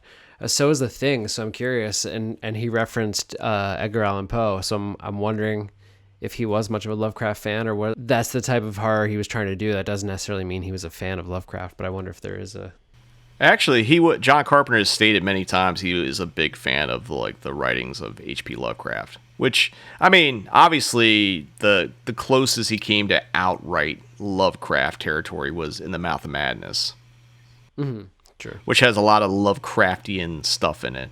I mean, obviously The Thing has some, but, like, The Thing is, more of a play on, like, the original Howard Hawks movie and, like, setting the bar for special effects. But, like, the most overt, I think, in Carpenter's filmography, actually, there might be a little bit in his Village of the Damned remake, too. But, I think he's touched upon it. He touches upon it a little bit in this movie. But the most overt is definitely in The Mouth of Madness. But yeah, right. I know for a fact he's a huge fan of Lovecraft's writing. And, kind of going back to Lovecraft and the scare we were just talking about, like, you get another ghost story, this time from Tom Atkins, when he's talking about, like, his dad coming back where he found one of those gold coins or doubloons. Again, don't know what the difference is, if there's a difference. So he talks about the story that his dad had one, and his dad goes to show him the coin, and he goes in his pocket, and it's nothing but water in it. So it's like, a vanishing act that kind of, like, it's a callback to when Andy Wayne finds that coin that turns into a piece of wood. So it's a really great story. You get a scare, but then You then go to Adrian Barbeau as Stevie Wayne at her lighthouse radio station with that piece of wood that says Dane on it. And she sets it on a bunch of tapes. And, you know, you get some more spookiness in there. Like, she's got like an autoplay tape on there. And like the voice you hear that's on like doing the radio voice talk, that's Tommy Lee Wallace. I think he does most of the radio stuff in those early Carpenter movies. You can hear him in Halloween. He does, obviously, he's the voice of the Halloween 3 commercial, the Silver Shamrock commercial, too. Right on. So you hear his voice, and it starts slowing down, and that piece of wood changes from saying Dane to 6 must die, and then it catches fire. And then, like, she goes and, you know, tries to spray and put it out, and then once it goes out, everything goes back to normal. So it's like a supernatural blip, almost. We're starting to heat up. We're still slow burning, but like, you know, there's some sparks. There's some smoke coming from it, so we're kind of getting there. Again, like this movie, like everything that happens in this movie, and I know a lot of it was changed and fixed in reshoots and editing, but like it does pay off and it does play forward throughout the movie. So, you know, you get the coin to the piece of wood. You get a story from Tom Atkins, his Nick Castle character, that kind of like solidifies this is not the first time some shit like this has happened. And then you get the, you know, the Dane saying 6 must die, which is, you know, that's a big thing because it kind of explains the ghost's motivation, what they're doing, which is 6 people need to die and then we got a revenge kind of thing. At this point, they only got 3, which is going to come into play a little bit here. So after this, you know, exploding wood, that seemed weird. I don't know. I guess it is exploding wood. I feel like it's weird to say exploding wood after the amount of dick jokes and dick references we've made so far, but it's that kind of podcast. We're just going to roll with it. We're now at the morgue where Nick and Elizabeth have dropped off the corpse of Dick Baxter, which is the body they found. Again, more dicks. I'm not trying to do this. This is just natural. Whatever. Plenty of dicks to go around here. And the medical examiner is played by Darwin Jostin, who had previously appeared in another Carpenter movie, Assault on Precinct 13. He's like one of the criminals that helps when the police station is sieged. He also appears in David Lynch's Eraserhead, and I think he kind of pivoted away from acting and became like a driver on films. Because he ended up working with Lynch later on, but as a driver on like Wild at Heart and stuff like that. And another cool thing about his character in this movie, his character's name is Dr. Phibes, which is obviously a nod to The Abominable Dr. Phibes, one of my favorite movies, and very cool 70s like black comedy horror thing. What's happening in this scene is you're getting another scare of the Dick Baxter's corpse rising from the morgue slab. And this, again, was part of the reshoots that they kind of beef up to make more scarier. And again, from this, and I think it's just like, you know, just by the nature of how Fulci treated his zombies, it feels like a scene out of like The Beyond or Gates of Hell. Just the way the zombie gets up, or not the zombie, the dead body gets up, kind of like it's moving towards Jamie Lee Curtis. And then, like, you don't see what happens. The body drops, she screams. Atkins and the medical examiner run in, and you see the corpse laying there, and you just see the number 3 written on the floor. Which, again, goes back to 6 must die. He's writing 3 dead, 3 to go. Now, Carpenter said his big influence on the scene, or one of his things, he said he saw something similar to it as a kid. He said, I think he quoted saying The Tingler. I haven't seen The Tingler in, like, who knows when, so.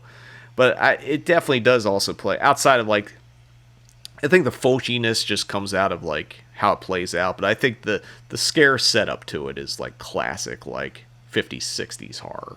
At least to me. Or maybe 40s, 50s, 60s horror, you know. I wonder if the way that he scrawled 3 on the floor, maybe there was some inspiration there with Peter Jackson's The Frighteners. That's an interesting point, because I know Jackson was a fan of Carpenter and a fan of a lot of the gore stuff and stuff like that. It's always funny when Peter Jackson comes up, because like you talk to one person, all they're going to talk about is fucking Lord of the Rings. But if you talk about to a certain other group, you know, we're going to talk about his early gore films like Bad Taste, Meet the Feebles, and Brain Dead, aka Dead Alive. It is, the way the 3 is written is kind of similar how like they appeared on The Frighteners when like, you know, people had the numbers on their forehead and shit like that. Mm-hmm. it might just be a coincidence, but like if that's a homage, that's a pretty deep one. And that's actually a good one because like I like homages that like very few people could figure out. So if that is it, big ups to Pete. And I guess big ups to you because I never even thought about it.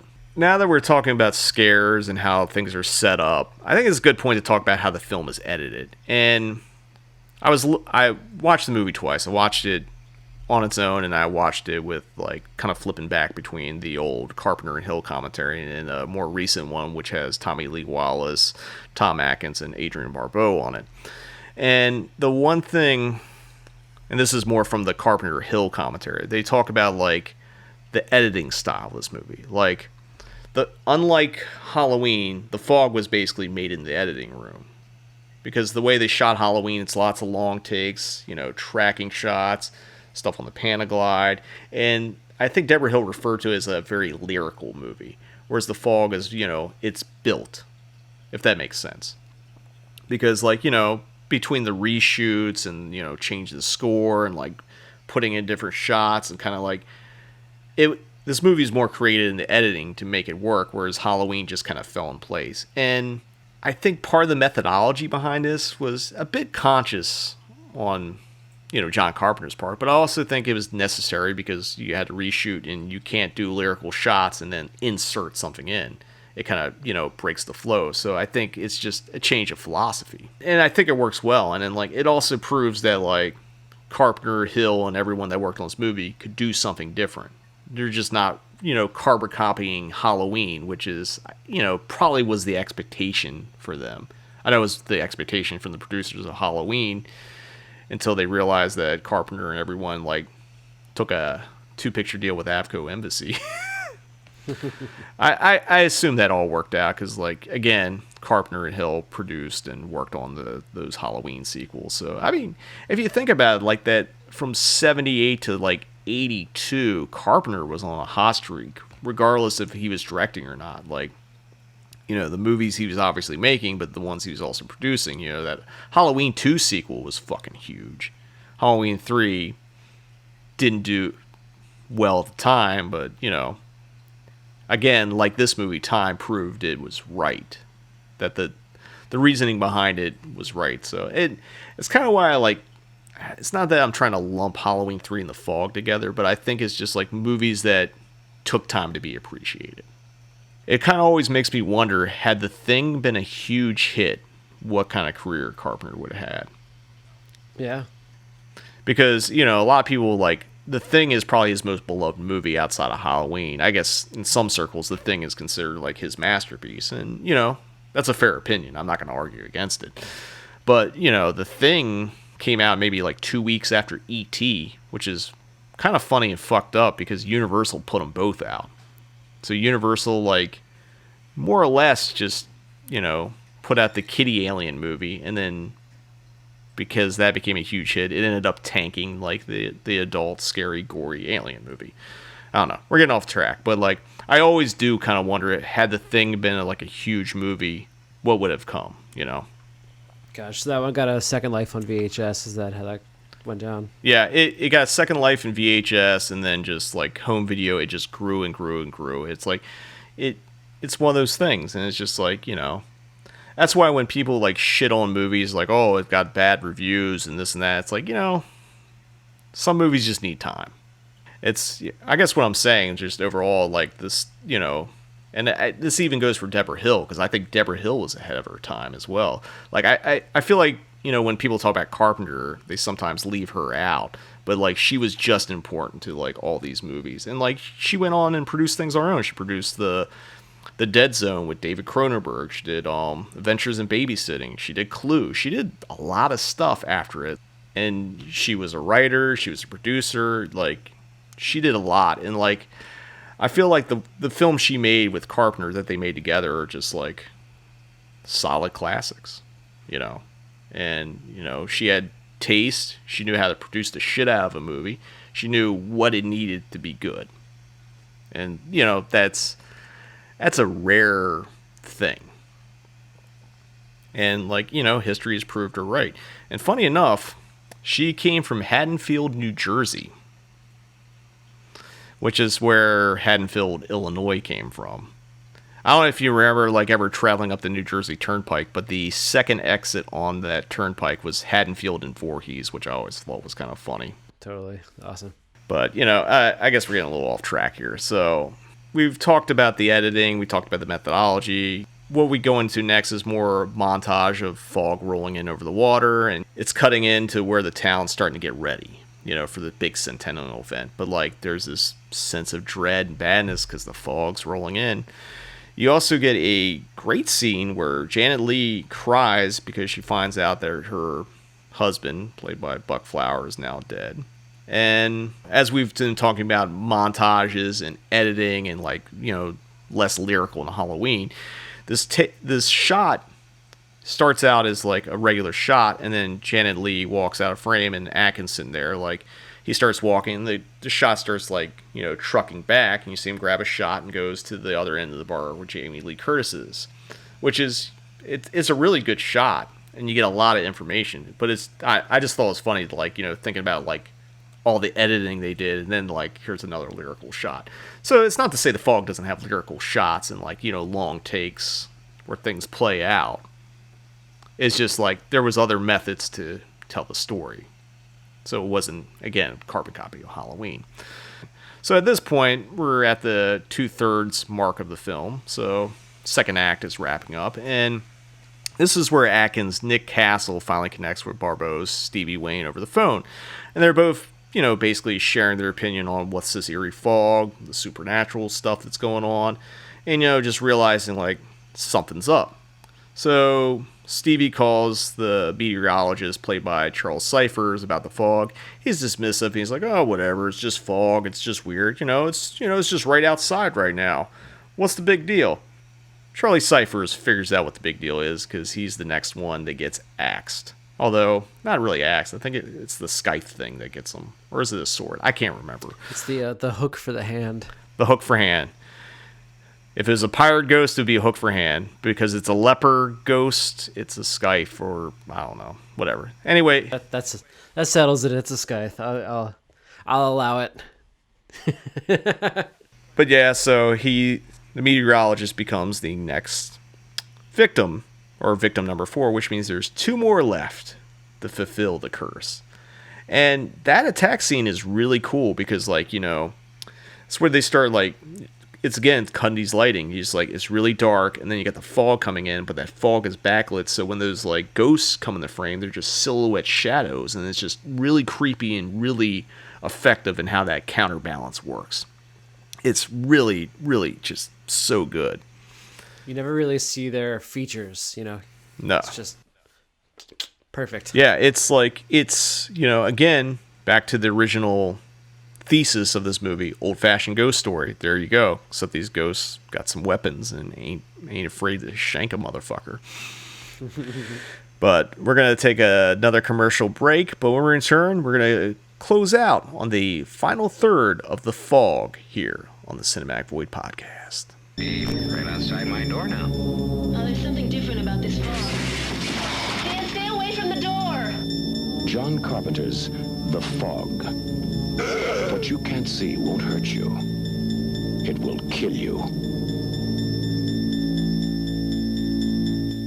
Now playing at the State Capitol Sacramento Drive-In in State Marysville. Welcome back.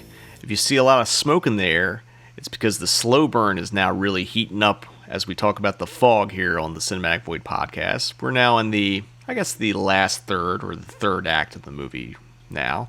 And we're just kind of talking about things we like about in each scene, and, you know, random comments and other segues, and try to avoid bringing up Dane Cook again, but, you know, could happen. Might happen. Sure there'll be another Dick reference at some point, but so anyway, as we said, we're in the third act of the movie here. Things are starting to really pick up. You got the fog cutting power lines and phone lines, and, like, you know, basically cutting off communication in Antonio Bay, including Stevie Wayne's radio station, but luckily she has a emergency generator. And props to Stevie Wayne, Adrian Barbeau, because I sure as shit couldn't start a fucking generator. I couldn't start a fucking pool lawnmower when I was a kid. Ain't no way I'm doing that. If that had been me in the movie, it's like, well, no power. I guess the fucking ghosts are gonna fucking scythe me. You ever been to a punk show in the woods where there's a generator? I have. It's been a while, but like, I wouldn't be the guy starting that generator. You would have to get like the big tall dude in the Amoebics fucking sleeveless shirt doing it or something like that, because I ain't doing it. What we're getting at here is that we're building up to the big climax here. So basically, you got a lot of stuff going on, and then the big thing is you got the fog rolling to Stevie Wayne's house where her kid is, who's being babysat by some old lady. I guess it's an old lady that they know, not just some random old lady. He's like, hey, can you watch my son? Because we live in a town where it's okay to leave your doors and windows unlocked. So, random old lady, come watch my son. I think it's just someone that normally babysits. So, you get this sequence, which is really well done all the way through. You got Nick and Elizabeth, Atkins and JLC coming to go rescue Stevie Wayne's son. And basically, the old woman just like opens the door and gets fucking murked by these ghosts. So that's number 5. They got one more to kill before the curse is done. And of course, it's the old lady. The victims of this movie are kind of weird if you think about it. It's like 3 fishermen, a meteorologist, and an old lady babysitter. Not your typical 80s body count by any stretch of the imagination.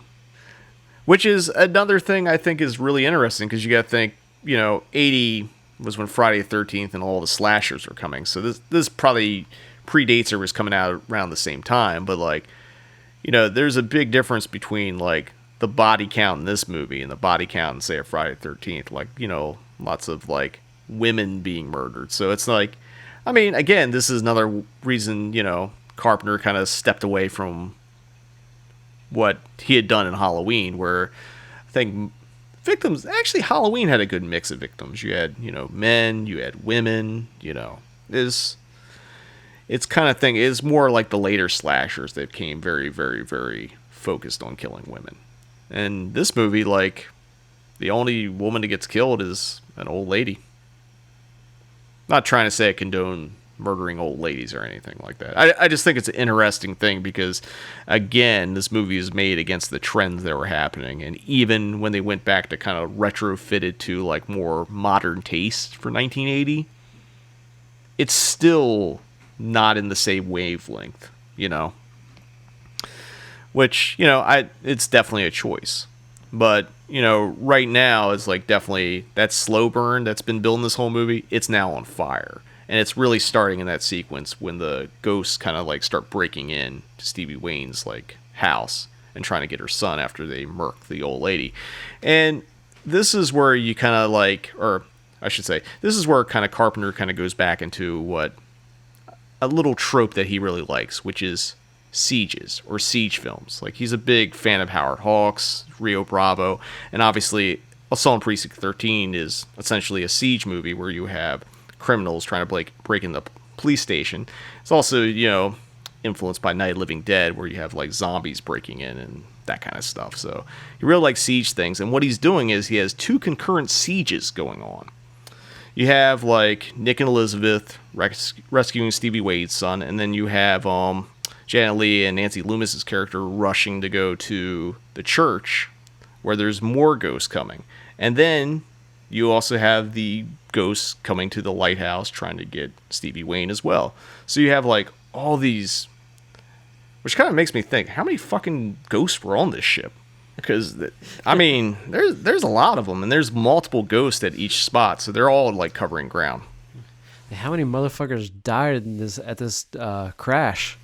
So there's a lot of good action happening now in this movie. And, you obviously have like, Nick Castle's truck being stuck in the mud after they rescue Stevie Wayne's kid, and like they're trying to get out. I mean, it's old tension setup that's in a ton of horror movies, but it really works. And I think it's because those first 2/3 of the movies, Carpenter Hill and their writing, and in Carpenter's direction and how they put it together, you actually care about everyone that's in this movie at this point. You don't want to see anyone get murked by these ghosts that hasn't already been murked, Even the people got... I like all these people. Yeah, they're likable, which is another rare thing for horror movies in the 80s, because at a certain point when you start getting to like slasher territory, you're getting disposable characters that you couldn't give a shit about, probably actively despise and want to see die. So again, kind of bucking the trend. I mean, same thing in Halloween. There's not a single character that you want to see die in the movie. Maybe Bob, the guy with the glasses, but outside of him, no one's looking for. You ain't really looking for anyone to like bite the big one. But you know, there's a lot going on, and like I said, like that mud sequence is really great, of just trying to get away and just everyone trying to go different places. And all this is now going down in what, you know, Carpenter refers to as Reel 9, which is the last reel of the movie that they shot. And in fact, his music cue for this is just called Reel 9, which is like an 11-minute piece of extended music. It goes up and down. It like hits all the notes. And I think this was the reel where they didn't want to recut, because I think they felt like they had what they needed and everything was right. And I think they did a couple little things here and there to kind of punch it up, but like, I think this was just like, this is where the movie is made. You know, this is where the slow burn pays off. And there's a lot of great stuff. And like, between the music and the cross-cutting and all this stuff, it just works. And while they rescue Stevie Wayne's kid, they're heading to the church with Malone and Janet Leigh and Nancy Loomis's character. You got Stevie Wayne all by herself at this lighthouse as the fog's rolling in. You got bunch of ghosts, and there's another sequence, and this is going to be our third Hitchcock nod of the fog, and this is something Carpenter said on the commentary. He called it his North by Northwest sequence. It's essentially Adrian Barbeau climbing to the top of the lighthouse trying to get away from these ghosts. They're getting close, and like it's really scary. And you also get a really, really, really great effect from Rob Bottin. I don't know if he did all the effects on the movie, but like he definitely did this one where you get the reveal of one of the ghosts and you see what they call worm face, which again brings back Lovecraft and Fulci and all that kind of stuff. It's kind of a little bit of a Fulci-esque zombie before. I mean, Fulci had made Zombie at that point, but like he hadn't really gotten to his supernatural like zombie movies, you know. But again, I think it's more of the Lovecraft influence that both Fulci and Carpenter have, which is why like there's similarities in this.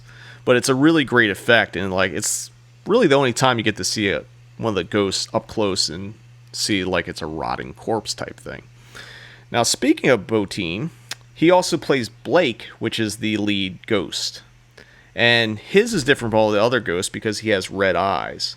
So he has this really cool effect, especially when like they break in the church, and you just see like he's leading the other ghosts as they're getting in. Like, speaking of that church sequence, and I'm getting a little all over the place because all this is like cross cut with each other. Like the siege part of the church, when like those ghosts are like punching through the stained glass and all that stuff. That shit really works. Totally. And it's like, you know, you don't think of stained glass being like punched through, but like it's really effective, and it's. You know, you don't think of a church being sieged because, like in a lot of horror movies, the church is the sacred ground. But not here. Those ghosts just throw open the fucking doors and like, we're here, bitch. Kind of brings to mind Monster Squad, the end of Monster Squad. Yeah, that's actually a really good comparison because they're trying to get to the church, but like, you know, can't really get to consecrated ground. And plus, those ghosts aren't necessarily evil, which is another reason why the church isn't, you know, effective. But the thing is that they realize that the big cross that's in the church is made of a bunch of the gold that they stole from Blake and his other leper friends. So Father Malone takes it off the wall, and he walks up to Blake, and he hands him the cross in what I think Carpenter and Hill referred to as the atomic cross sequence. So you got Father Malone holding the cross. Yeah, Blake grabbing the other end, and you get smoke, and this thing is just glowing. Like, insane. Like, there's plenty of gifs and, like, that kind of stuff from that movie. It's a really cool effect. And, like, you don't know where it's really going, but, like, at the same time that's happening, Adrian Barbeau, Stevie Wayne's getting, like, cornered. She's been stabbed by one of the ghosts, and, like, everything's closing in. So then it's like Atkins, Nick Castle has to pull Malone off the cross, so Blake is just holding on to it. And then, whoosh, the fog vanishes, the ghost vanishes, everything goes back to normal, you know? And it's like, the bad dream is over, kind of thing. But that's not the ending. Because it wouldn't be the ghost story without one last scare. So after everything's seemingly going back to normal, Stevie Wayne gets back on the radio and gives like a warning, watch out for the fog type of thing. Sort of a throwback to the original thing, the watch the skies type of speech. I think that's what Carpenter's direct influence was on this. And then everyone's like kind of going about their way. Shit's normal, whatever. And then Blake returns. And he's got a sword. And to paraphrase Wu-Tang Clan, he's chopping heads. Although you don't actually see a decapitation, but like basically Blake comes back, kills Father Malone, and completing the 6 must die curse, and that's the end of the fog. And I don't know, what do you think about that ending? I think it's great. Father Malone being last, and he was the one that was that was explicitly like the descendant of one of the people that had killed it. You know, there was actual reason to like get him. Yeah. You know, whereas like I at least unless I'm mistaken, they like the other folks that got killed weren't like relatives of, but he was like notably like the, you know, grandchild or great grandchild or something, right? Yeah. So he was the most like explicitly tied to what happened to Blake and his crew. And, you know, apparently there was a different ending. I don't know what it was. I don't know if it was like a bigger horror moment or like everyone lived or like things are normal, but whatever that original ending was, I think they made the right choice in how they ended it. Like it's the perfect capper to it. So it's, you know, I think this is just a solid movie. And again, 20 years ago, or maybe even 25 when I first saw it or whatever, wasn't on that wavelength. Now I will safely say this is my favorite Carpenter movie. It could change in another 10 years, but like I think regardless, it's always going to rank pretty high up there for me. Before we wrap up talking about the fog, I got a couple quick hits here to throw in that couldn't really work in as we're talking about the movie and kind of break it down scene by scene, but I feel like this stuff should be noted because I do think it's important to like the history and legacy of the fog. We touched upon it a little bit, but the fog was a modest success at the time. It obviously didn't do Halloween numbers, but it was respectable. Avco Embassy ended up pairing it up for drive-ins with another one of its horror hits, Phantasm, which I think also helped get it out there because Phantasm was a huge movie for Avco Embassy. And I think when I did a Q&A with Don Coscarelli a few years back for Phantasm, he basically said like this Phantasm was the movie that like saved Avco and kind of changed their philosophy of what they're doing and kind of pivoted them to do more genre fare. So it's no surprise that they would pair Phantasm and the Fog together. You know, and I'm saying this movie was a modest success. It was definitely successful enough that the 1972 film Tower of Evil was re-released in the 80s as Beyond the Fog, as an obvious cash-in. And I don't know if you've ever seen Tower of Evil. It's pretty cool. It's another 70s seaside horror slow burner. Okay. It's pretty cool. It's, you know, there's some foggy elements to it, but like it's not anywhere near like a, you know, influence on this film. For sure. But it's definitely cool and worth checking out. I've talked about it a few times doing like a seaside horror type screening and doing like The Fog and this and maybe Dead and Buried or something like that. I mean, theaters are reopening soon. I don't know how open things are going to be if I can do double and triple features quite yet, but you know, it's an idea to throw out there. Fog, Tower of Evil, Dead and Buried. I'd like to see that. Yeah, sounds good. If you would like to see it, hit us up on the old social medias and let us know if you like that idea for a triple or not. Also, this was the last film Carpenter recorded as a solo artist. I guess that's a weird term for like someone that's scoring a film. Because after he did this score for The Fog, he began his musical collaboration with Alan Howarth, starting with Escape from New York. I think he always listed it in association with Alan Howarth, which I don't know if that was a sore spot or something. I don't know what their relationship is now or whatever, but whatever. They made some great music together. And basically, he ended up working with Howarth mostly all the way through. I think Prince of Darkness was the last film they did together. And, you know, from what I've read and from what I've seen, apparently there was a completely different score. I don't know how vastly different it was to what ended up in the film, but like I think they had a different kind of score in the original cut. And like once watching that rough cut, Carpenter's like, this shit ain't gonna work. I gotta come up with some new cues and new things. And like again, it's a different score for him because you know Halloween has, like, dare I say, the hit song. Mm-hmm. This is like in musical sense, if you're thinking of an album, like there's hits, and some of those cues are straight up hits. And The Fog definitely has a main theme that's a absolute banger. But like, I kind of relate it to like maybe Prince of Darkness, where like the soundtrack is really good, but it's not really like when you think in terms of like songs as hits, it doesn't operate the same way. It's more of a soundscape. Yeah, it's and it's a little less like maybe one note though than a lot of those others. Like a lot of like the Halloween is just kind of plays on itself. Yeah. Whereas this one at least didn't seem that way to me. Yeah, it's kind of, the score kind of evolves as the film evolves. And like again, like he put together that Reel 9, which is that extended queue of like nonstop stuff, which is like, it's fucking phenomenal. So I don't know if this is my favorite Carpenter score, but like I like it a lot.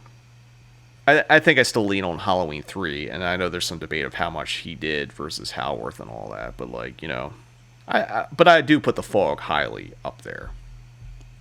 It's a lot different than like the very electronic heavy like synth stuff that he basically wrapped around this kind of, it's still synthy, but there's definitely like a piano clean through line to it. It's more classical, I guess. Not classical in like, you know, the Beethoven sense, but like more of a throwback to like, I think the films that inspired him to make it. I guess my biggest takeaway from The Fog and rewatching, revisiting, and talking about on this podcast, it just really showed John Carpenter, along with Deborah Hill and the rest of the crew, really growing in their craft. You know, a lot of filmmakers who make a successful film, a lot of times botch the follow-up. That's happened a lot of times. Like, you know, Tobe Hooper made Texas Chainsaw Massacre, and then he followed it up with Eaten Alive, but he got fired off of Eaten Alive, and then like kind of went back and forth. So it's like, when you come off a film as big as Halloween was, like I think it was considered the biggest, most successful independent film for a long time. You know, there's egos involved. Like, you know, filmmaking is an ego thing. Because you think about it, because that's how, you know, when people talk about going to film school, like, they like, you know, I don't know how to really explain it, but the thing about what they did with The Fog was they were very conscious about doing something different and making something that was, you know, probably really out of step with the time period.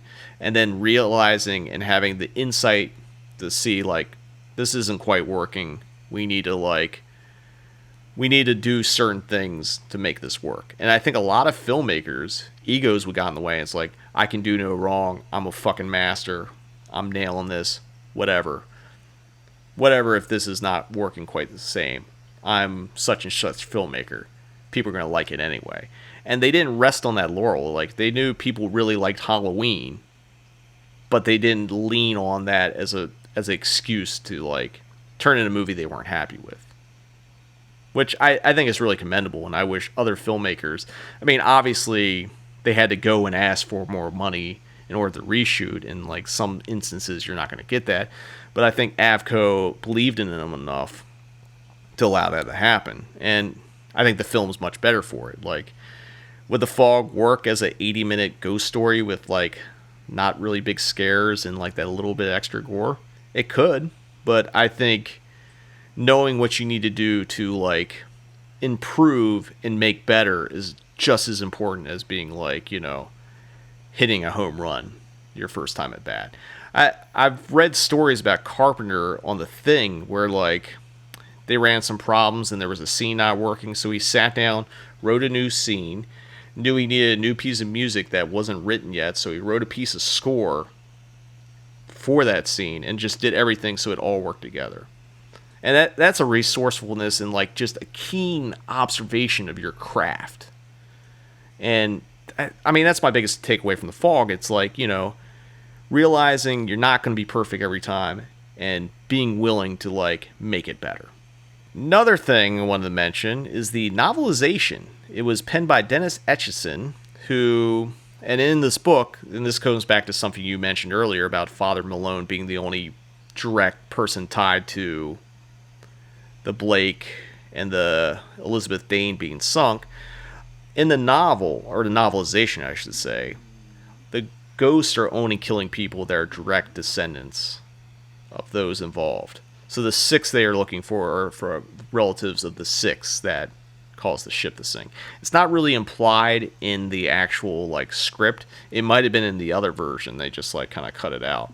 Because usually novelizations are working off like earlier drafts or shooting scripts, and if there's changes, those aren't going to be in there because there's not enough time.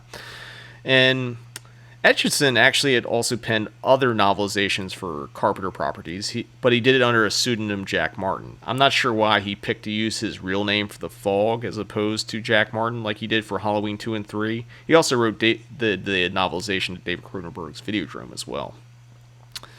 And funny enough, his novelizations were really successful, and I think we mentioned this on the Halloween episode, but like after his Halloween 3 novelization sold really well and essentially did better than the movie did at the time, Carpenter and Hill had asked him to write a screenplay for Halloween 4 that got scrapped once they sold their rights off, and they decided to just go full Mikey Myers from here on out.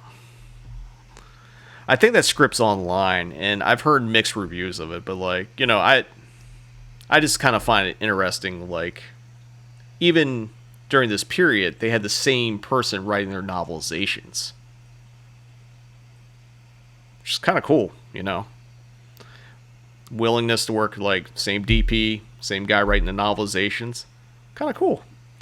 I guess our final thoughts on this is, I've already stated it, so I'm just, like, reiterating a final thought, I guess. Out of all Carpenter's films, I just feel The Fog is the one that's aged into itself the most. And it's grown, it's gotten better, and I think, it's just like how the movie's set up. It's a slow burn. It just really needed the time to appreciate it.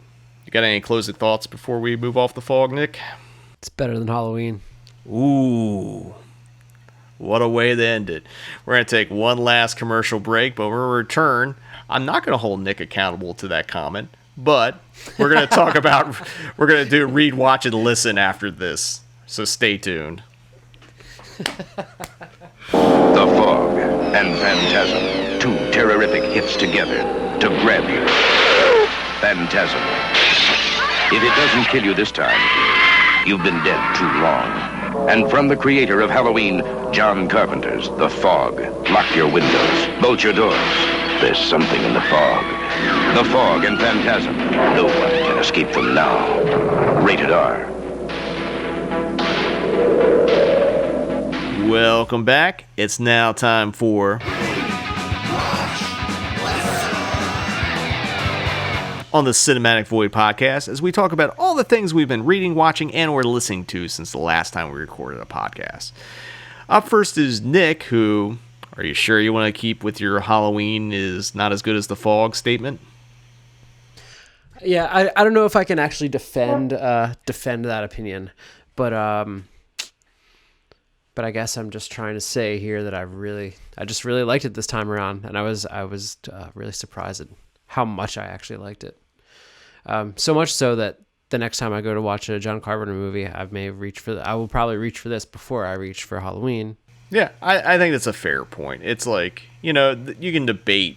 It's an opinion, really. And I know it's universal opinion that Halloween's a great classic, and I agree with that.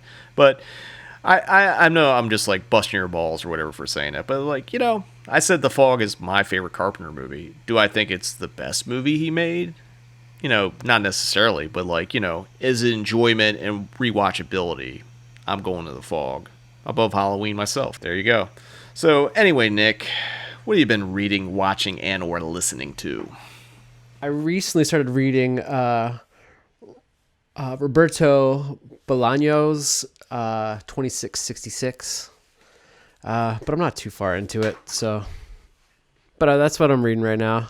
What my audiobook, the one that I was the one that I was talked about in the last read watch listen, my audiobook that I got from Audible, as like, you know, they have like free ones that you can get every month that you don't actually have to pay for or whatever, like not your credits, just like, oh, free Audible only book. I'm like stoked on this Audible only book. Well, fucking halfway through the month, boom, they took it down. What? So I'm halfway through this book and they took it down. So I'm kind of upset about that. So I'm gonna talk shit on Audible right here. Yo, Audible, what the fuck, man? You can't. What the fuck, man? What, I'm halfway through this goddamn book. Like, I guess I don't know. Fucked up. Did they have a time limit on those free books? I don't know. I don't think there's like you don't download, you know, there isn't like a download option, I don't think. Like you download the whole book. I mean, maybe, I guess. But either way, like, yeah, I don't know. I added it to my library. Let me have it. Yeah, man. Period. Fuck, man. It's not even like it's a rental where, like, you know, the rules of engagement is that once you start it, you have 24 hours to finish. No one's finishing a fucking book in 24 hours. And it had only been like, you know, I only had it in my library for like maybe 2 weeks tops. That's bullshit. I mean, I guess that means Audible will not be your sponsor.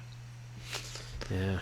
I don't know. It was cool too. It was a cool book. But anyway, so you know, I'm bummed on books right now. So moving on. I recently had just started kind of throwing on my iTunes. I've been listening to a bunch of Numero Group like soul compilations. Like Numero Group just does like tons of compilations of just crazy stuff of all genres. But I was like just digging through all the soul stuff they have. There's like a 900 song fucking playlist. I mean, it's like massive, right? And so I've just been stoked on Numero Group lately.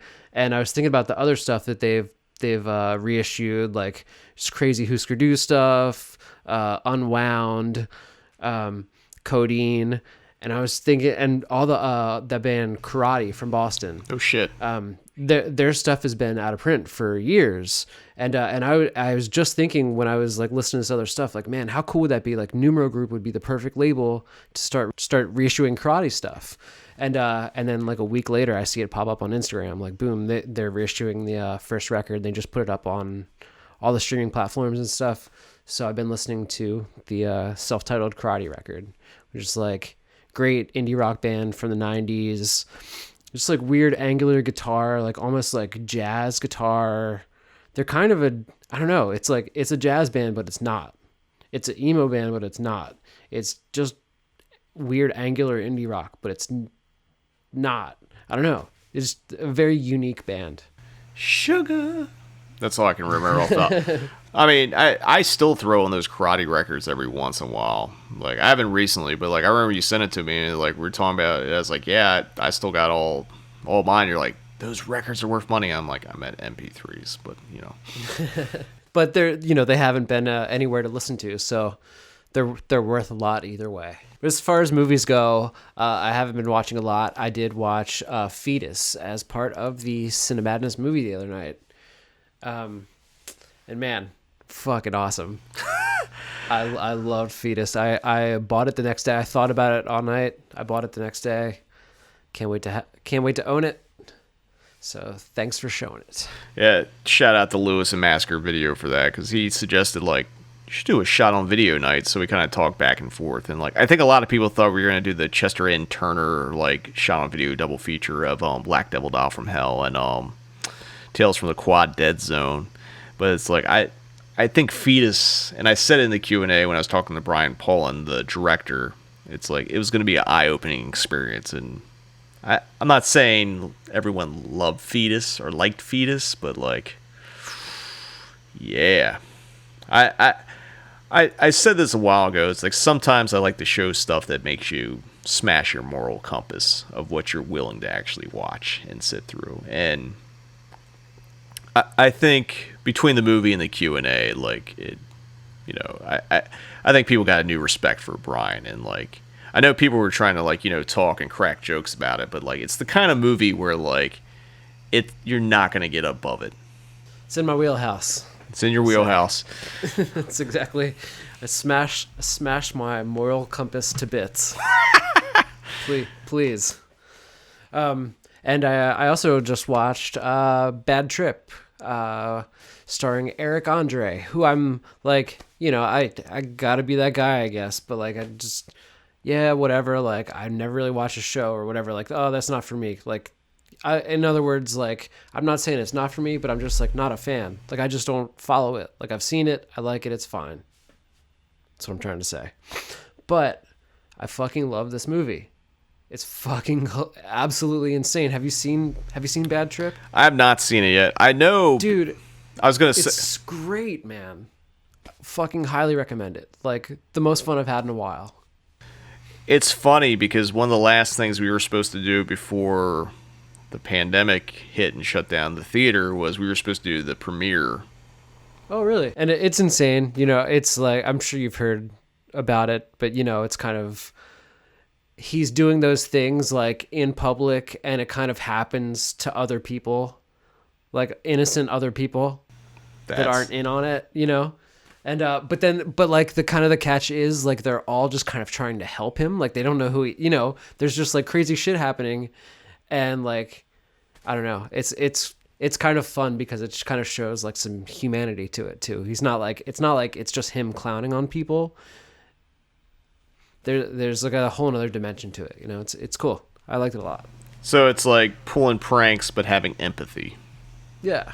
As for me, reading wise, haven't been doing too much reading. The most I've done is like I got the latest issue of Deep Red, #2 of the relaunch, and I also got a reissue of the original Deep Red #1, since I think they're doing a repress of old issues, I should say. So, kind of flipping through those. Haven't really sat down to read, but I mean, there's words. I looked at it. I guess that counts as reading.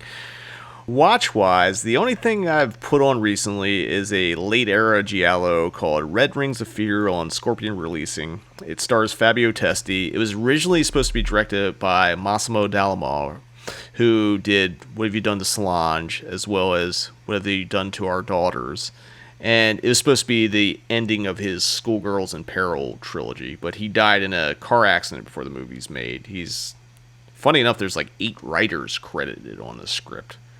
It's pretty good. I think we might actually, when it comes to January Giallo next year, I think we might talk about Massimo and those movies. So, just something. I had never seen it up to this point. It's always been on my watch list, so I just picked it up and watched it. Listen, music-wise, I've kind of gone back to like late high school, early college, and thrown on Weston Got Beat Up and Matinee.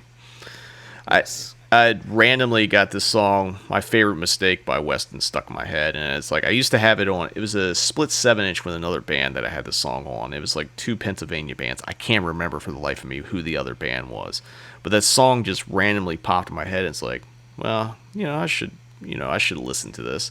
And I just went on this Weston kick of like at least those 2 albums. Like Plow United? It might have been, actually, I think you're right. I think it was Plow United. It was one of those kind of like Pennsylvania pop punk bands. And I don't know, it's been a nice nostalgia change of pace. I've also listened to that new Freddie Gibbs single, Big Boss Rabbit. Ooh. That's a fucking banger right there.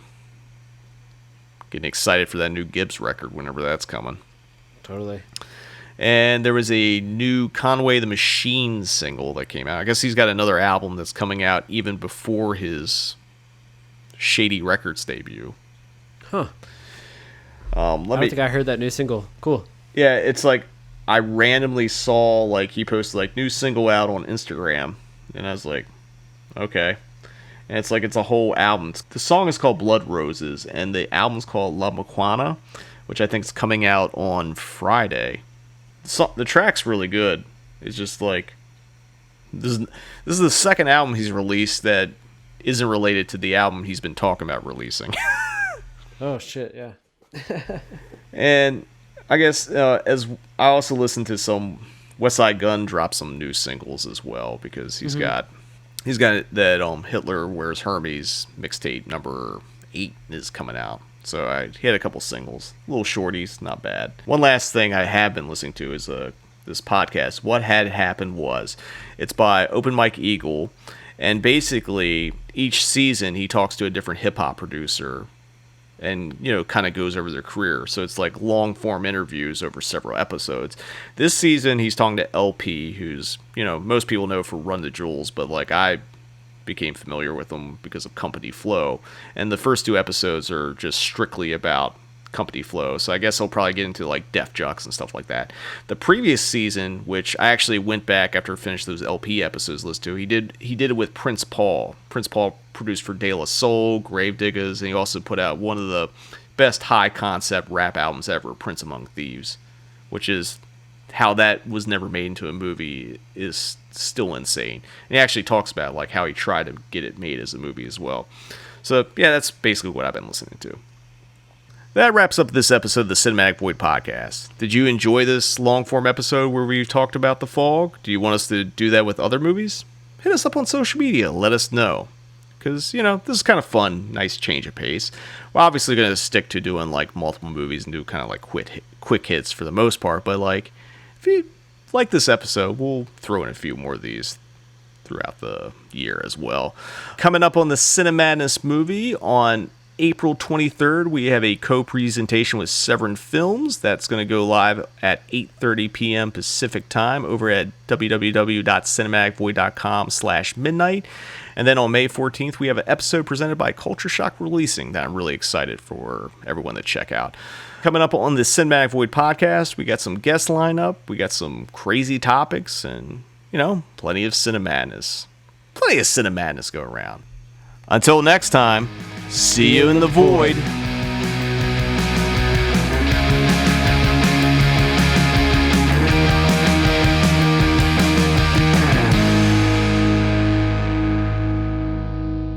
Mom, can I have a stomach pounder and a Coke? After lunch. Okay.